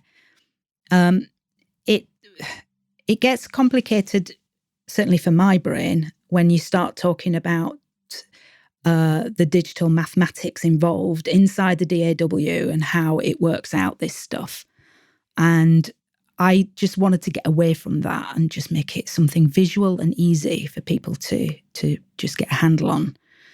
So where it occurs within the DAW and within your session, the thing that matters the most is that it's not clipping you at the very final output stage of your DAW and therefore the converters in your interface. That's all that matters. Just don't, and the noise floor is much lower these days with digital equipment than it was with analog. So you can record things quieter. You don't have to have things, just under the red zone anymore. You can you can be much more conservative with your levels. But I wanted it to be easy for people just to see at a glance So that's what that video was about. And I guess another thing I would say about gain staging is, one way to think about it too is if there are many elements within an audio chain, from the sound coming off of tape originally back in the day, or the sound playing off of the track, and then it goes into a plugin and out of a plugin, it goes into another plugin, out of a plugin, it might go into something else and out. Yeah. It's that the staging is like making sure the gain is appropriate as it goes into something and then coming out of it, going into the next thing. Yeah. Sort of a simple way to think about it. But I think what you're reminding us of is there sometimes going in and out of plugins can be problematic, and other times because of the math that's going on, it's not really a problem because it just jiggers the numbers differently, and it doesn't create that clipping. And so, the biggest place where you're most likely to run into it is at that very final mix of everything where it's too hot. Yeah. I mean, people will say, well, all you need to do is just pull down your master fader and you fixed it. But I accept that. But I'm kind of, if you're going to do something right, if you're going to do something, do it right. And it's also the way I learned anyway with analog equipment. Yeah. Is just to do it in stages on the way there, rather than having it all, you're getting this red light disco at the end of your DAW. And it fixes it, but it just doesn't feel like that's the best way to do it. Yeah. I would much rather do it in stages on the way there. I hated having to do that in the console world. I remember we literally spent 4 days at Blackbird Studio trying to mix one song in Studio A. So talk about expensive, right? And we get the mix done, and it was too hot at the end.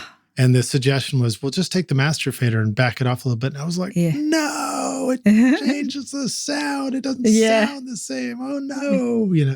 So frustrating. But, one of the things to remember, too, is, most of the time we may have some plugins, the mix bus plugins at the end. And so it's also wanting to make sure that we're getting that gain staging right before we get to the fader of the master fader, going into those plugins so that they're hitting that stereo compression at just the right sweet spot, and the tape, if we got a tape emulator there, it's just the right sweet spot. And then maybe we're also using a limiter, and we want that to be, appropriate.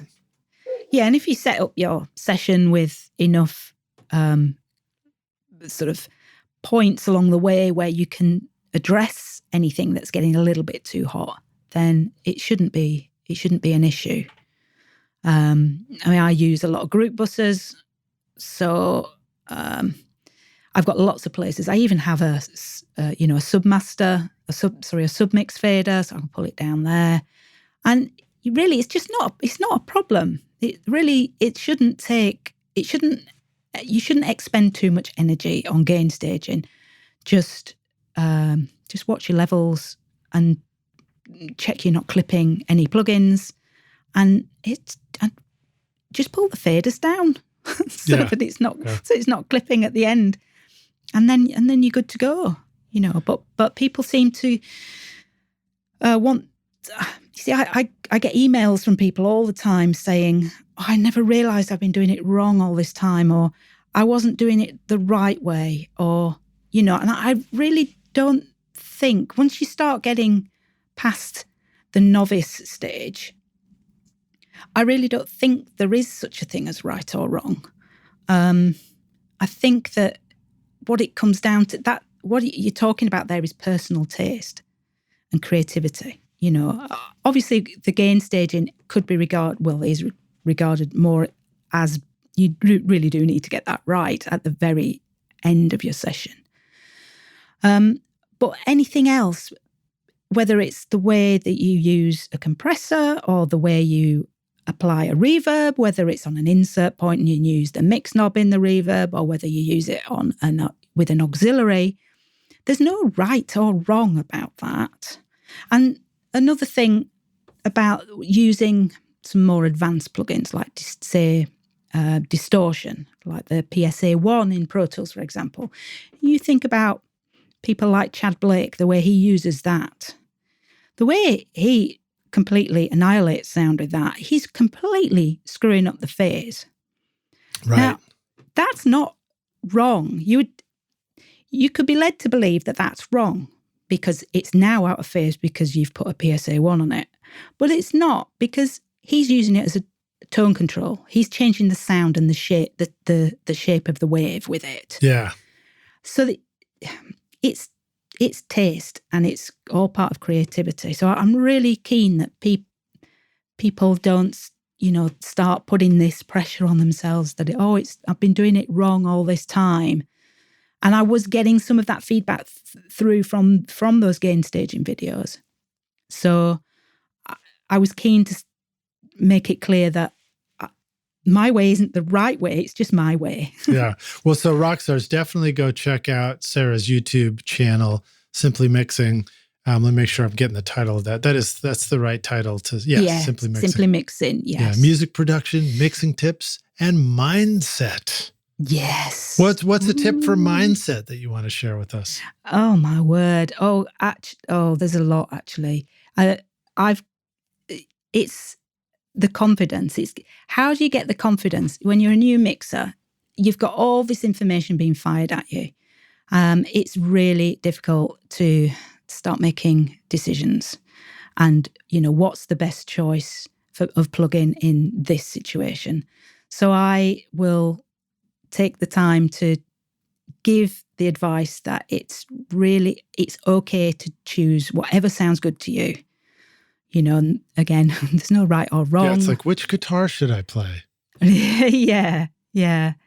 So it's confidence for me. It's about making sure that when you're new to mixing, you just make a decision. If it sounds good to you, then it's right, and go for it. You don't have, just because somebody else does it in a different way doesn't mean you're doing it the wrong way. Right. So, yeah, I just want to help people start making better decisions when mixing. So cool. Let's see here. When you're doing these mixes with BP Moore, there's a lot of ambient stuff. So talk about finding great reverbs for mixing, and when we're going to start to really get into this world. It's one of the things that I love about the new modern productions and in the box synthesizers and just all these incredible plugins that come along now, is we have a capability to create like an unreal world of depth in our music now that we didn't really have access to in the same way for a large part of making records. I mean, there were reverbs and there were delays and there were like plates and chambers and stuff. But I mean, now you've got like, speaking of Eventide, you've got black hole reverb and you've got, Sound Toys, Crystallizer, and just stuff it's in Valhalla vintage verb. It's so much fun to just create these like reverb becomes an instrumental decision now, an instrument. Yes, absolutely. And it is a big part of that modern classical genre to create that mood that you hear in ambient music. A lot of it is the way that the use of reverb. Now, I'm lucky with Ben because when he creates the tracks for me, he gets them to a state where he wants them. I mean, he's the producer. And he wants them to sound a certain way, the blend, the balance within the pianos, for example. So he will send sounds to me that have got reverb already on them. That has been his artistic choice. So I obviously want to honour that. If there was a situation where I felt that one of the reverbs wasn't particularly helping me out, then I'd ask him to send me them dry, and then I'll just use my own reverb and try and find something that fits better. But I've rarely had to do that with him. That's something I've had to do with other clients, for example, that are sending me guitar solos, right, that are wet, and then I'll ask them for the dry version as well, so that I can perhaps rework that idea. But yeah, you're right. We've got so much scope now to when I first started out that the sky's the limit, and also you've got more ammunition there to get even more confused about mixing and what to do next and what to use. So, if you're working with clients and they have a particular strong feel, they've worked on this production and they've put a lot of hours into their rough mix. In actual fact, Ben likes to call his a guide mix rather than a rough mix because of the connotations, I think. But it's, I got to honour that.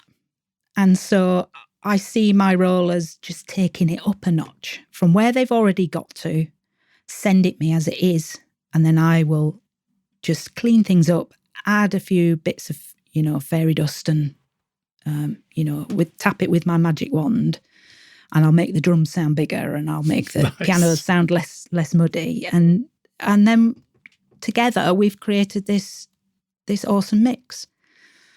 So it's a lot to do with communication and understanding when you're working with a producer or an artist about what their intention was. And once you've got that in your head, then you should be fine. Look, it might be hard to describe in a few words what gives records a legendary sound, but it would be pretty easy to describe in a few letters: API. For more than 50 years, API Audio has created large format consoles for world-class studios. Famous for co-founder Saul Walker's circuit designs and original 2520 op amp, the sound of API consoles is the sound of great music. API now brings that legendary sound to your home studio with The Box, a small format console featuring the famous API circuitry that is the perfect analog addition to your digital studio. The Box gives you 8 recording channels on the left with built-in mic pre's, high-pass filters, direct inputs, customizable 500 module slots, and 16 summing channels on the right. Or you can mix using all 24 channels, including aux, sends, inserts, and silky smooth faders. API now offers a virtual console experience with a personalized online demo of the Box, 16082, or 2448 console. Sign up for your demo now at apiaudio.com.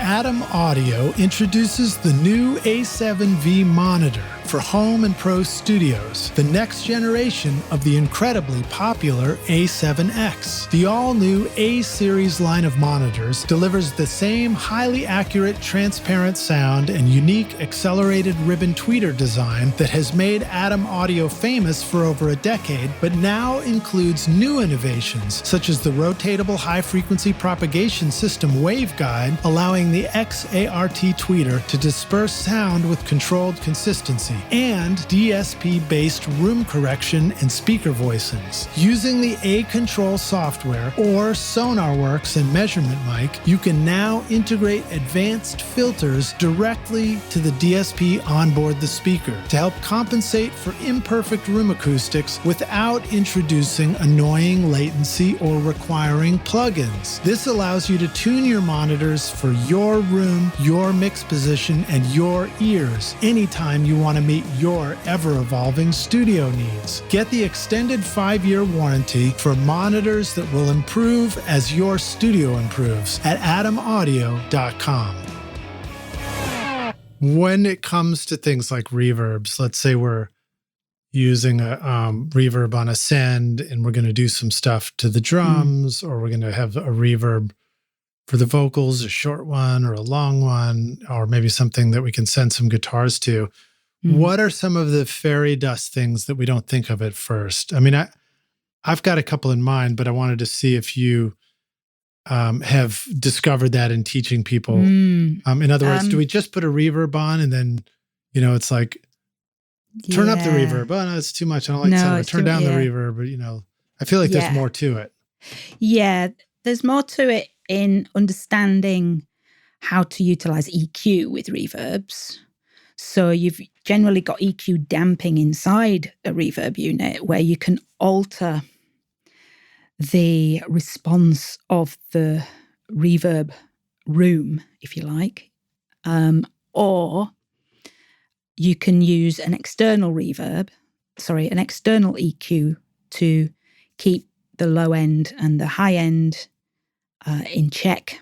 And what you might do is you might use a high cut filter on a reverb to take all the high end off it to make it sound a little bit further back and less obvious in the mix. And then you'll use a low cut filter to take away the really low stuff. That is the hidden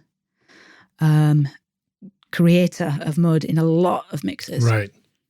So using, the two low cut and high cut, high pass, low pass filters in that way, just to tighten up the reverb, that will go a long way. And then, if you want to get a bit more adventurous, as I say, start looking at your EQ damping settings inside the EQ plugin, and you can start to reshape the room itself that's been used, the algorithm or whatever, to create the reverb sound. Yeah. Another thing you can do, you got modulated reverb, so you can start to kind of really, muck around and make it sound. You could throw a phaser after a reverb. Yeah.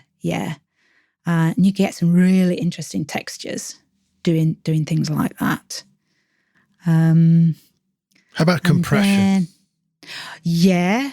Well, that's where you could do your side chaining again, isn't it? And with a vocal. So you could have the effect of a really long, washy vocal.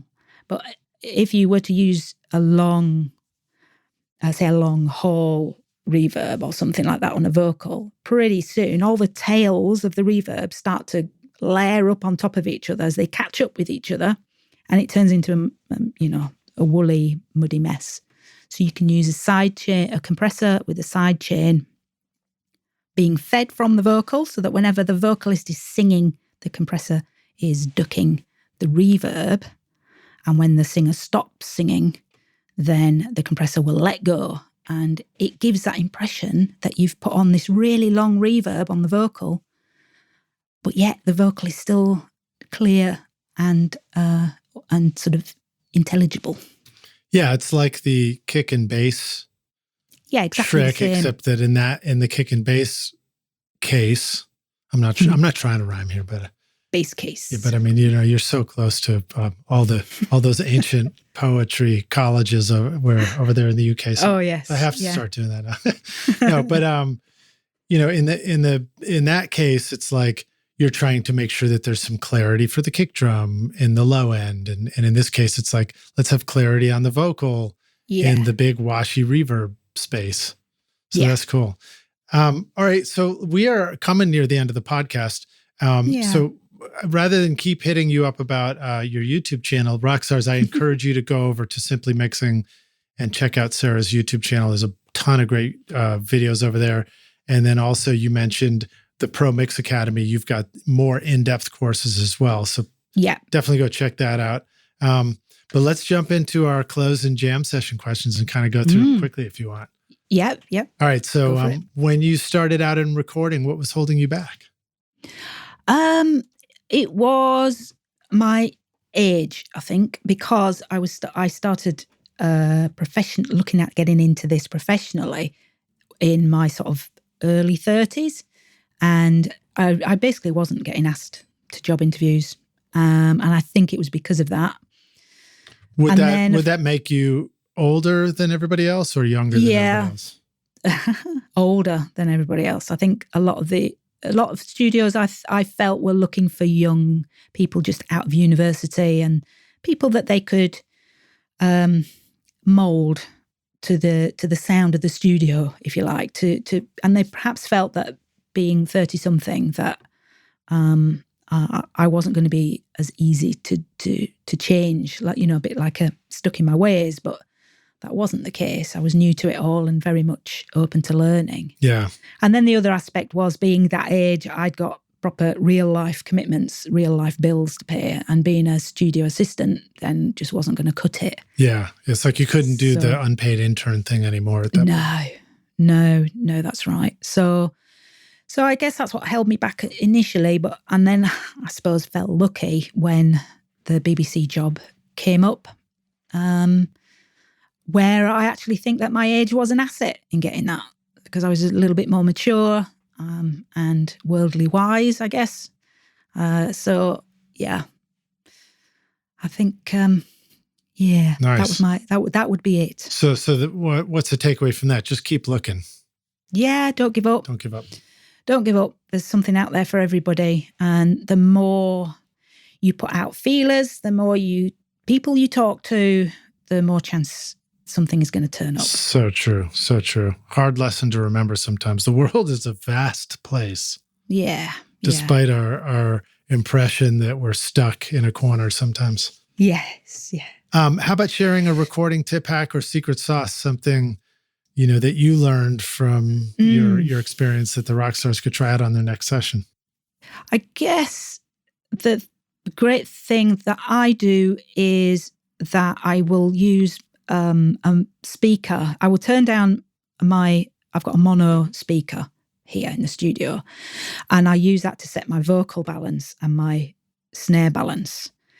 And the way I do that is I turn it down really low and compare it to a reference track, and then come back to my mix, and then I'm able to set the vocals and the snare relative to each other and relative to the reference. And then when I turn things up, they just seem to sit in the right place. That's awesome. So, when in the mix process does that step happen? Early or late in the mix? Fairly late. I mean, I mix vocals last usually. So that's kind of like the sweetening stage when I'm really starting to thinking about dialing in automation and things like that. So I just want to set a nice even level for the vocal and the snare before I start using automation. Okay, awesome. How about sharing a favorite hardware tool for the studio, something physical that you like to have around for sessions? I guess that would be the speaker I've just mentioned, which is my Fostex. It's a powered, little tiny, well, not tiny, but it's a small powered speaker. And there's no bass to this speaker at all. It's just mid-range, really. That's all it does. Yeah, that's what we really hear down at the lowest levels, because it's our most sensitive part of our ear. Yeah. And it's a tip I picked up from the last tip I just shared, and then this very speaker is what I picked up from the BBC experience. We had these all over the place at the BBC, and regularly, because of course we were creating for radio, so we wanted something that would sound like your average kitchen radio, and this little Fostex, it's a 6301B, and I think they still make them. But it takes up no room in the studio. It's powered, got its own volume pot, so you can just feed it with your mix and use it to make sure that your kick and your bass can be heard on your laptops and your phone speakers, as well as setting your vocals and your snare. That's cool. Yeah, I'm looking at it right now, and it looks familiar. I remember that little look of that speaker. It's a cool looking one. And then I don't know if this is an equivalent, but another one popped up next to it, a Behringer MS-16 that looks kind of similar. But, I think the key is self-powered, able to be quiet, and you just need one of them, and you don't want a full range speaker. You really want that single cone experience, right? Yes, that's right. Next part of that question, how do you get your mix to be mono so that it's going to that? Because if we were to patch in, just the left or the right of our setup, we're only getting one side of the stereo. Yeah. I just use an adapter, stereo. I think it's 2 mono. I can't remember exactly what's going on at the back of my interface, but I just take the left and right feed out of my mix, and they go to, it's like a splitter, really, in reverse. So the adapter sums the left and right together, and then I just use a single cable then into the... Just like a passive cable, Y cable, and it works like that at the outputs? Yeah. Cool. Seems to. Nice. Seems to. I guess it's the funny thing about that is it's a, trial and error will tell you, of course, you try it. And if it doesn't work, you might know. But typically the ways that we might complain about passive summing like that not working are usually things like, oh, you can totally hear the difference. It's clearly like it's messing up the frequency response. But what's funny is in this case, it's like, well, who cares? You're trying to just hear the mid-range turn way down. So yeah. That's clever. All right, cool. And let's see. Let's go to a resource or tip for the business side of doing this. If the rock stars would like to make music for more than just a hobby, what bit of advice would you like to share? One of the main, I don't know if I mentioned this the last time actually, but the great tools that I've used consistently, and I could honestly say I would find it really difficult to be without, is a CRM, which is customer relationship management. Oh yeah, baby. So sorry, I don't know why I don't know if that was an appropriate reaction, but I'm excited about CRMs. Yeah, it's just makes life so much easier. You'd write your client emails in it. It keeps a record of all your email conversations. Some may even keep a record of your messages on Facebook or wherever you might WhatsApp or something like that. That's really clever. So you could go to one place and see all the various communications you've had with somebody there. Yes. That's huge, actually. Yeah. It just makes it so much easier. And you know what it's like in this industry, you work on a project, particularly if it's an album, and you might not work with that person again for months. And so it's quite easy to forget and lose touch. Whereas if you set up little reminders in your CRM to keep sending out an email every now and again to keep it on top of their consciousness that you're still around and interested in them as an artist and wanting to work with them again, then chances are you're going to get that gig. So it's a great tool. And I wouldn't be without it. You can do it on the cheap with spreadsheets and things, but I just think it's one of those monthly subscriptions that's kind of worth it. Is there a particular one that you're using now? What I'm using now is called One Page CRM. And before that, I was using Pipedrive, which I absolutely loved.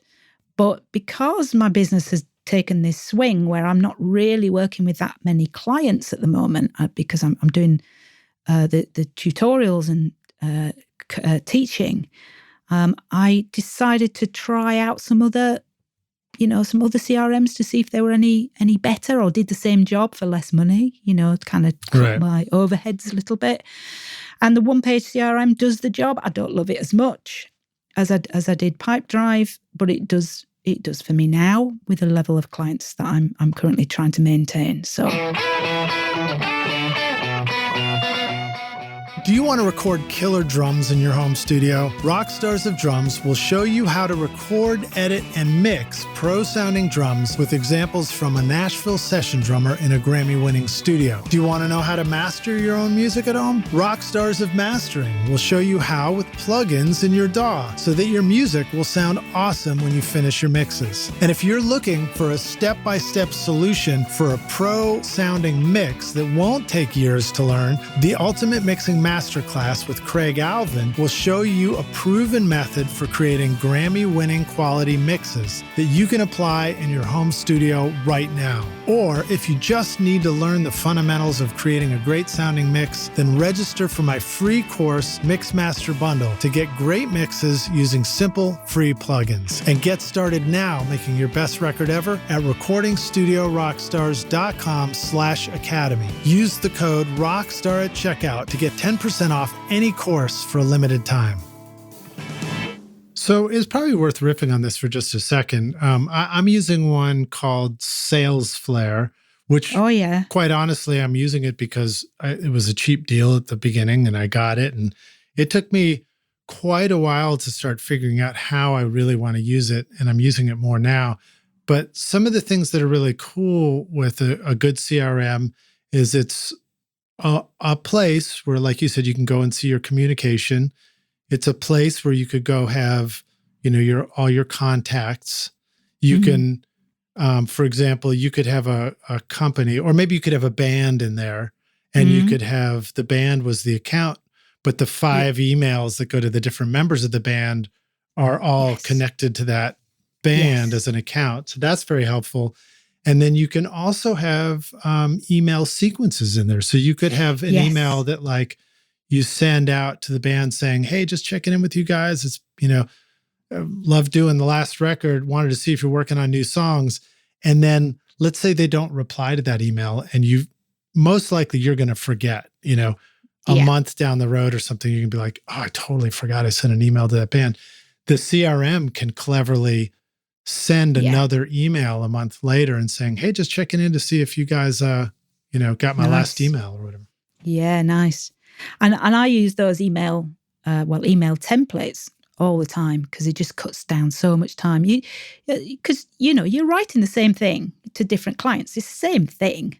Yeah. So I just set up a template and switch out the details that need to be switched out. So it just saves a ton of time. Yeah, and then you mentioned the name of one, pipe drive. So then mine has a section in it called, I think they call it pipeline. Pipelines, yeah. Yeah, so the idea that, go ahead to explain what that kind of idea is. Yeah, it's the journey that your client takes through these things were made for sales companies, companies that's, it's a selling tool. Right. So you might have the first start, the input point of your pipeline might be incoming lead or lead in. Yeah, or you met a band at a club and you wrote down their contact. Yeah. So there they go. They sit in that lead in. And then your next section, it's like a Kanban board, if you're familiar with that, like if you've ever used Trello. I thought that was a dance. Let's do the Kanban. No. So you basically move your client between the stages as your relationship progresses. So I'm trying to think what mine are now. It's like lead in, proposal sent, awaiting reply, awaiting payment or follow-up, actually, and then awaiting payment and then deal one. So you can take a glance at this pipeline and you can see exactly where all your clients are, all your current leads are, because your past clients will probably be somewhere, hidden. Well, and then I'll add to that. So what you just described, somebody might hear that and go, well, I can keep track of the conversation that I'm having, between this week and working with somebody next month. But sometimes they stretch out over a long period of time, like you said. And then the real secret bit for me is that you said client one. So that would be at the end of this thing when you've worked with them. Yeah, you start working with them, you start working. But the real trick is like, what happens after you finish the project? Because the person you already worked with is often the easiest person for you to go work with again in the future. Yeah.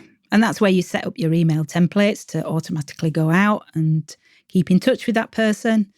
A week after the project, 2 weeks after the project, follow up with them, see if they're happy, how the whole thing went. Do they have any links to their release that you can share? Good. That's so smart, because that's one of the biggest struggles for us is like, I did the record and I don't know, I guess the record came out, but I never knew about it or didn't find it. And so now it's not in my reel on my website, for example. Yeah. Yeah. So they're really useful tool to have as a business owner. Yeah. To keep a track of your potential leads and customers so that you don't lose any. And also so that you give good customer service. Yeah. Which is so important. It's a little weird when you come back 2 later and you discover that your AI version of yourself has been having an ongoing relationship with this band, and and now they're like settled down, and they got kids and stuff. And you're like, I don't know what happened. Okay, cool. That's an awesome tip. Let's go to our closing question. And this one you've answered before, but we'll do it again. We'll take the Wayback Studio machine. We'll go back before Doobie, the neighborhood dog, was even born, so he wouldn't be barking in this microphone. And you're going to go back and find young Sarah and say, I've come back to give you this one bit of advice. Here's the single most important thing you need to know to be a rock star of the studio yourself one day. What advice would you like to go back and give yourself if you could? I would say to remember to be happy. Just keep smiling, to be polite to your band, to your boss, if you're working with another producer who's running the session and you're, say, the studio assistant. So I would say try and be, well, not try, be helpful and anticipate the band's needs, the producer's needs before they even happen. And then just keep smiling. Also, just do a little bit of research on the band before the session so that you can actually have a conversation with the band members and really help to settle them down. Because, you know, I think even it's fair to say the experienced out there, the experienced bands still might get a little nervous going into the studio. So just being able to have a conversation to put their mind at rest and to settle them down, settle the nerves is going to be, you know, you're going to be indispensable as a studio assistant if you do that. Yeah. And that conversation, a lot of the times I find that the best conversation is to just ask some questions and listen. Yeah. Don't forget to listen. It's so easy to start wanting to, I just did it to you, didn't I? It's so easy to want to start telling the band that we're working with about what we've got, what we can do, and this and that, and the studio, and this piece of gear, and this plug-in, and all that stuff. Yeah, but just listening and then responding to their answer, you know, you're sending the signal that you are listening and care. And it's, keep the ego in check. Yeah. And look like you're happy to be there. You probably are. You probably are. I hope you are. That's a fair thing to bring up because there are going to be a ton of times where you're not happy to be there. You're not happy with the band. You don't like the sound of the music. You're tired. You're hungry. You're frustrated. There will be plenty of legitimate times and moments where you are legitimately in a bad mood and you have every right to be. Mm. But I implore you. Do implore us. Or you're imploring young Sarah. I'm sorry. All of us. Keep smiling, be happy and polite. Yeah. And you won't get forgotten. That is great advice. And that also, the discussion with the band thing reminds me of a common thing that happens to us. So somebody comes to you, you're busy, right? You're busy working on this, you're busy working on that. Somebody reaches out to you and says, hey, I'm interested in blah, blah, blah. What are your rates? Yeah. And I try to remind myself that the answer is not, here are my rates. Yeah. The answer is, oh, so great to hear from you. Awesome. What are you guys working on? What kind of music are you doing? What's the band? You know, it's questions. You just start with questions. Yeah. If they don't want your questions, they'll let you know. But they usually don't want your rates. They actually want to do the thing that they want to do. And it's your job to figure out what it is. Yeah. Yeah. And that's it. Your rates, I suppose it's different for everybody, but my rates change depending on how many tracks they have, what style of music it is, you know, so you can't answer it that easily. You've got to ask more questions. Exactly. Well, Sarah, it's been a blast hanging out with you again. Yeah. Thank you so much. You have such a lovely voice too. It's really great to have you on the show. Thank you. Let the rock stars know, where can they go? Of course, they can scroll down in the show notes and find links to your playlist, find links to your websites and all that. But tell them as well here, where would you like them to go check out your great work? What if they're ready to make their greatest next record with you, or just simply go learn a whole lot more about making great records in the studio? Yeah. I think it would be really great to see you over on YouTube. There's a community there. I do answer questions, and I'm on the community most days. So that's Simply Mixing. What does that mean on YouTube. So when is that a literal thing now with YouTube where you have like a community for just chatting and having conversations with everybody outside of just comments? They give you a tab behind the scenes that you can go and get involved with the community, and it's where you can see the comments on your videos, and you can ask questions and start a discussion. You can have a poll. I'm looking at it now. It's so awesome. I'm learning so much from you. That's good. That's good. No wonder your YouTube channel is kicking ass. So I frequent there more than I do Facebook. I do have a Facebook group saying that, so it would be great to see you there as well, which is mixing, mastering, and making music. And there are nearly 2,000 of us in there, so that'd be great to see you there. And then, of course, I've got the simplymixing.com website.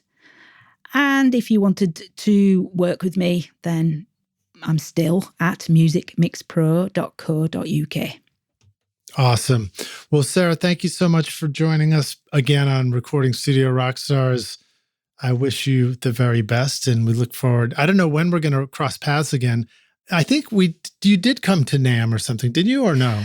No, I haven't yet, but that's kind of like stop press. I may be coming this year. All right. So well, there are talks happening. All right, cool. You may see me on the other side of the pond. That would be exciting business. And of course, the timing of this may or may not make sense specifically, but that's awesome. And we look forward to seeing you. And Rockstars, thank you so much for hanging out with us again today. Make sure you reach out to Sara and hit her up with some of your questions. Sara, thanks for joining us. Cheers. No problem. That's great fun. Thanks for asking. Yeah. I wasn't expecting, because I thought once we did one, that was it. Never. We're just glad to have you here. So cheers. Oh, it's great. Thanks for asking.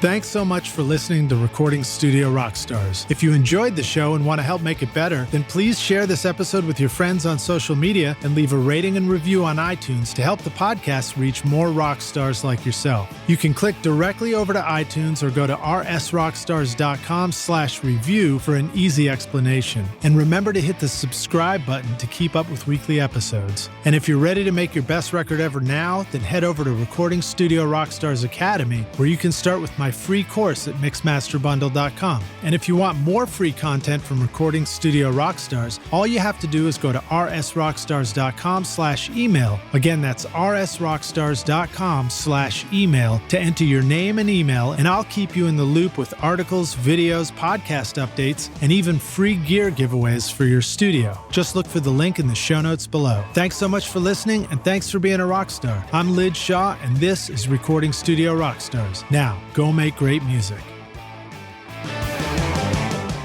Recording Studio Rockstars would like to give a big thank you to our amazing sponsors who help make this episode possible. API, OWC, Spectra 1964, Samply, Atom Audio, and Isotope.